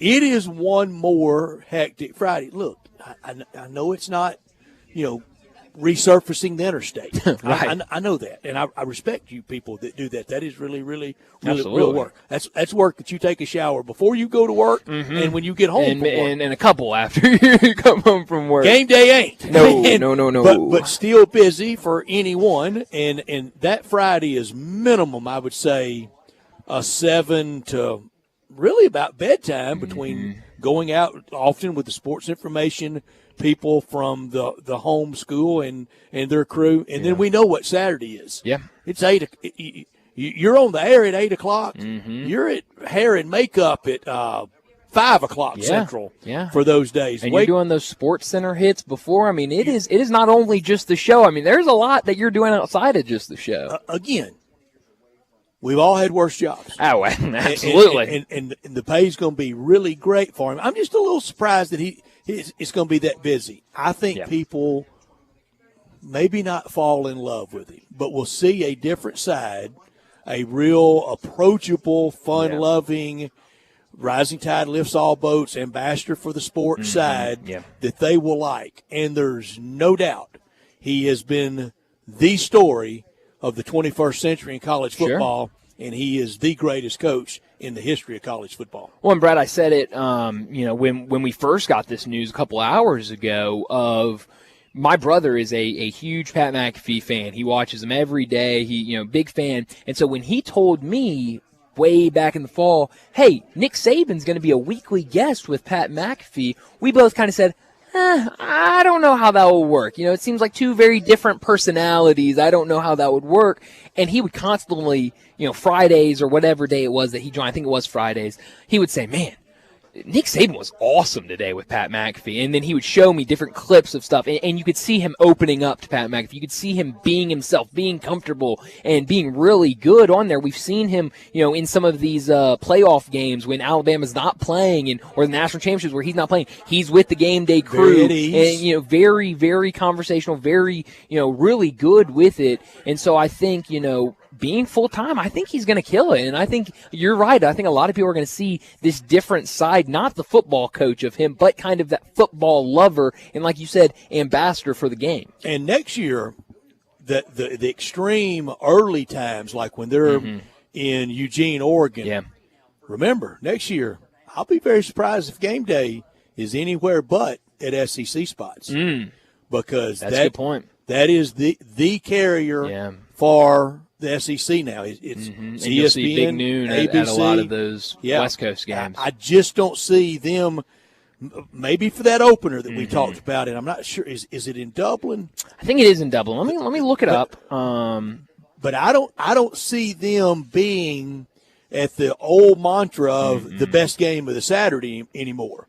I see them being at SEC because that is the primary business stakeholder now. Yeah. And instead of, say, middle of October being at, well, this year it's not in October. It's out on the West Coast. I don't see them being at Notre Dame, USC. No. Well, and that's really interesting that you bring that up because I remember in the fall having conversations, Brett, of, man, look at game day and Big Noon being at the same place, and it seems like they're getting back to best game of the week. But you're right, now with how big these networks are and kind of rivaling for the big two money. Major conferences, I think you're absolutely right. So we do the first week 0 next year, Saturday, August 24th, Florida State, Georgia Tech, Dublin, Ireland. Be a great game. Wow. I think they've already announced that they're going to be at that. I think that's right. I'm going to next year's SEC schedule, and you can count on, I would just bet almost anything. Yeah, they'll be in Atlanta at Mercedes-Benz Stadium for Georgia Clemson. I was just about to say, I had no idea where you were going with that. I didn't know what you were going to say. I almost just blurted out, week 1, they're going to be Clemson, Georgia, easily. Week 2, now this would be outside the footprint, but it would be SEC. Okay. I think you can book now. Game day will be at Texas at Michigan at Ann Arbor. Oh, yeah, that another good one. Yeah. Regardless of, I would say with that game being at Michigan, then Fox or a Big Ten network will have dibs on that. Yeah. But game day will be there. Sure. Week 3 for the SEC next year, if I'm planning for game day, they're in Madison, Wisconsin. Alabama at Wisconsin. That's another good. Wow, there were some really good games early in the season next year. Wow. I did not realize the schedule was this good. Week 4, I think you can book it. Oklahoma and Tennessee and Norman. Yeah. Oh, absolutely. Book it already. That's a great one. Week 5, the homecoming. Mm-hmm. Bama at home against Georgia and Tuscaloosa. Yeah. Nick Saban will be on a game day set not far from his statue. Crazy. How about this? And this would be for Big Noon, of course, but it's going to be an interesting game. And if I was an executive that I could throw my opinion in the ring, week 3, Washington State and Washington. With Washington State now being in this Pac-2, what's going to happen to them? Left out of everything. Washington now in the Big Ten, but there's still big rivalry going on. I'd love to see Big Noon at that game week 3. And on October 12th, I think game day and the ESPN apparatus and covering the SEC will be in Baton Rouge for Ole Miss and LSU. Oh, gotta be. And finally, LSU fans can't be mad at him anymore. Gotta be. They've got to go down there. And you're right about that. But especially after the game, the Ole Miss and LSU game we had this past year, I mean, you got to go down there for that one next year. Brian, his second year at Alabama, but the first time he went back to Baton Rouge as head coach of Alabama. Ole Miss, we had an open date. Sure. So I went with the crew down to Baton Rouge, and game day was there, and the whole setup was there. there hadn't been many atmospheres I've ever been in like that. It's incredible. I mean, it was small children and very, very older people all giving the Alabama bus, the bus they knew he was on, all giving him the salute as he pulled into town, and the game lived up to it. That's Overtime, classic. Alabama won it on a Rashard Johnson interception that sealed the game in overtime, and that's what LSU knew. You know, if we hadn't let him slip away to the Miami Dolphins, we would have had everything he's going to win at Alabama. Yeah, that's incredible. No, you're right. That will be an interesting game day set. If it's not that game, whenever they next go to LSU. How do you think he will be received out at these SEC towns that he just pummeled for 2 tours of duty at LSU and at Alabama? How's he welcomed when game he goes day to Rocky Top? Well, heck, that when game day goes to Auburn.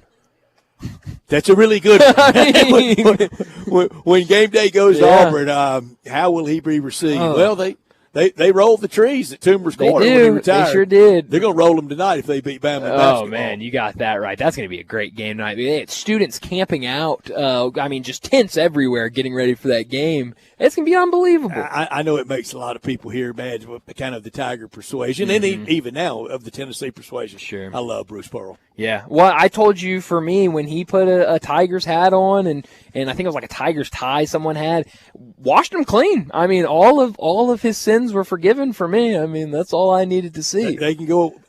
The one that blew my mind, the year of the NBA lockout of the labor strife that year, and Coach Pastner had in as special assistant. Oh, man. Luke Walton, remember? Oh, yeah, that's right. That's right. And Becky Densel can confirm this, and I know Charles could too. When I saw Bill Walton at a game with a Tiger hat on, I went, man, the Red Sea is parted. I've lived to see it all when I see Bill Walton a Tiger hat. I didn't even think about that. That would be an incredible. Bill Wagner was hard to see in Tiger gear. I can see that. That was a tough one. Yeah, there's a list, and those three are certainly on the list. But, Bill Walton, speaking of Bill Walton, I saw the other day, do you remember last year? They debuted it last year. Where it was only on, I think you had to go to the NBA Luckiest website. Guy Live. Well, that's great, but they've started doing these kind of alternate views of Trailblazer games. I think last year was just a Trailblazer game. Now I think they might be doing other games as well. But it's him and Jason Benetti, and they're at his house, and they are commentating a game. Together. They're great together. But they're commentating an NBA game. Last year was a Portland Trailblazers game from his house. And he obviously, we know what he is, but his house is even more incredible. And they do that. Well, they did it one time last year, and it was incredible. I didn't know they're still doing it, and it's like very weird. You have to go on NBA, and like he's got these drums that he'll play during it, and like I don't think he likes people like using his toilets. Like I think he didn't want people touching his stuff. Yeah, I think he kicks you outside to do all of that. Does Like he it's own incredible. any shirt that's not tie-dyed? I don't think so. I don't think so either. No, I think his whole closet is Hank that McDowell Grateful used to tell a Dead great story. shirts. They were teammates together with maybe even the San Diego Clippers. Okay. I think so. But anyway, somewhere they were teammates, and they're in San Diego. And Bill Walton liked bringing people over to his childhood home, where he grew up, and showing them the court where he learned to play and became such a great player. And he would tell everybody this story that he had, and it was kind of a dirt court that just walled out the grass and made it kind of good, firm surface, baking in that California sun. And he would tell the story about, there's dirt on this court that I took from Larry Bird's childhood court. Whoa. He got a mayonnaise jar of dirt from Larry Bird's court in French Lick, Indiana, and spread it out over his court in San Diego. That is incredible. Wow. I mean, he's a unique fella. You really can't take that away from him. But March 26, 1973, I didn't think I'd ever like him, though. No. I still don't think my father likes him at all. Still kind of holds that against him. But we're late for a break. We need to grab one real quick, and when we come back, we'll wrap up today's show with Taco Bell Crunch Time. Join the voice of the Tigers, Dave Woloshin, for Wolo and Friends. weekday mornings from 10 to 11 here on Sports 56 and 98.5 FM.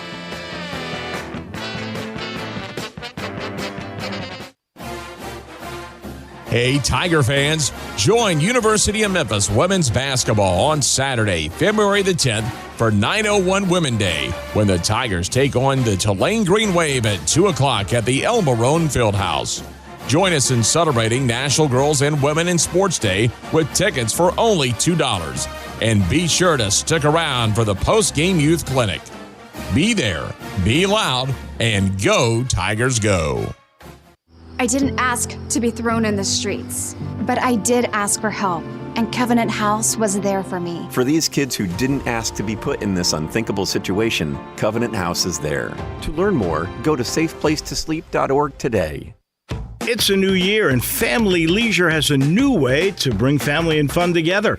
All you have to do is walk into Family Leisure and look around. All those floor model patio sets you see, those have got to go. So Family Leisure can make room for all the new sets coming. Get a wicker sofa set for under $2,000. Pool tables under $1,500. Theater seating for under $2,000. Hot tubs for $4,000 or just for yourself. If you really want to lounge, they're under $5,000. Need patio cushions? Get them as low as $25. Oh, have you seen those infrared steam saunas? Well, now they and the traditional saunas are 25% off. It may just be the first few weeks of 2024, but that doesn't mean you can't start getting ready for summer. 2 final things. Purchase your above-ground pool now and get first in line for installation, and take advantage of special financing that's available. Family Leisure, Whitten Road and I-40, bringing the family and the fun back together.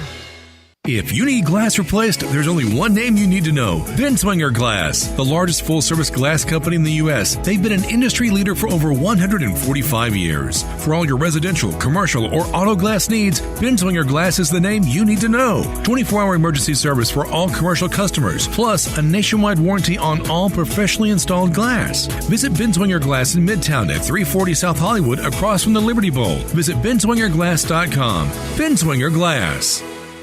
Now, back to Sports Time on Sports 56 and 98.5 FM. This hour is brought to you by Hewlett & Dunn Boot and Jean Company in Collierville. Here once again are Brett Norsworthy and Bryant Dacus. So how you like me now?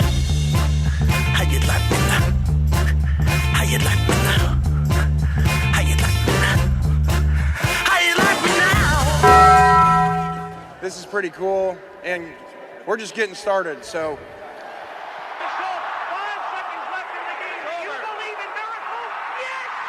Go crazy, folks! Go crazy! This is Geraldo. It is crunch time. You are looking live. In your life have you seen anything like that? Goodbye, Joe Haskell. It's obviously crunch time. Hammer, nail, coffin. This baby is over. The double steak grilled cheese burrito, so good. Double the steak with nacho cheese sauce, seasoned rice, red strips, sour cream, and the 3-cheese blend wrapped inside a warm flour tortilla, with even more 3-cheese blend grilled on the top. The double steak grilled cheese burrito, it hits the spot now at Taco Bell. And at Taco Bell, when they say they are feeding people's lives with unexpected good, they mean it. Bowl food you can't get anywhere else. Well, Brett, what I learned, NBA All-Star Weekend is getting closer and closer, and it was reported earlier this morning that for the NBA All-Star Challenge, Skills Challenge, I should say, it's going to be all former number 1 overall picks. Minnesota's Anthony Edwards, Orlando's Paolo Banchero, and San Antonio Spurs' Victor Wembanyama will headline that event, which I think is going to be really cool to see, because you've got this Victor Wembanyama, 7'5", massive guy that handles it like a guard. It's going to be fun to see what he does in the Skills Challenge. It will be fun in the new era of stars. Yeah, absolutely. It will be fun. What I learned today, and it's sad, nobody wants the Oakland A's. Man. East Bay doesn't want them. Bay Area doesn't want them. State of California doesn't want the A's. And now the Shangri-La that they thought would be Las Vegas, when the Las Vegas mayor says basically drop dead. We don't want you. Now, and I thought this was going to be the week that we finally got the artist renderings. You said, you told me that. Look out for renderings. I thought we would get them, and now they don't.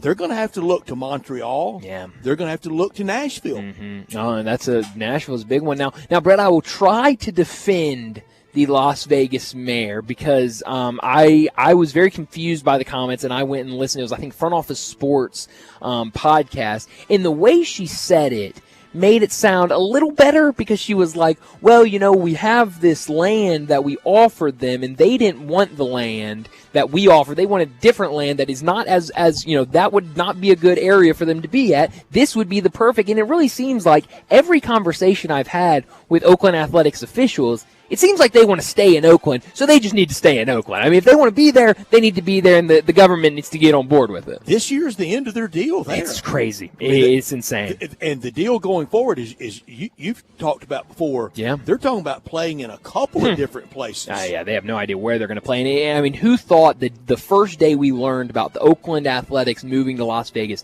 that it would be this big of a mess trying to get there? I mean, it really is. Vegas incredible. usually take about everybody just step right up. Just about. Brett, what I could have done without, I don't know if you saw this over the weekend, but Diana Rossini, who's done a great job covering the NFL this offseason, and in particular, the Mike Vrabel story. She's kind of been all over it, and she was on the Athletics NFL podcast over the weekend or Monday, and said, talking about, I just don't think he was really a fit, talking about Vrabel, and nobody was really, blown away by him in interviews. But she said that she was down at the Senior Bowl and had a general manager tell her that this is not the reason he hasn't been hired, but there have been discussions in organizations where people say that he is too big of a guy, too rocked, too stocky, that he is intimidating to some of the other people that are making decisions, that some people feel intimidated going to him and saying, hey,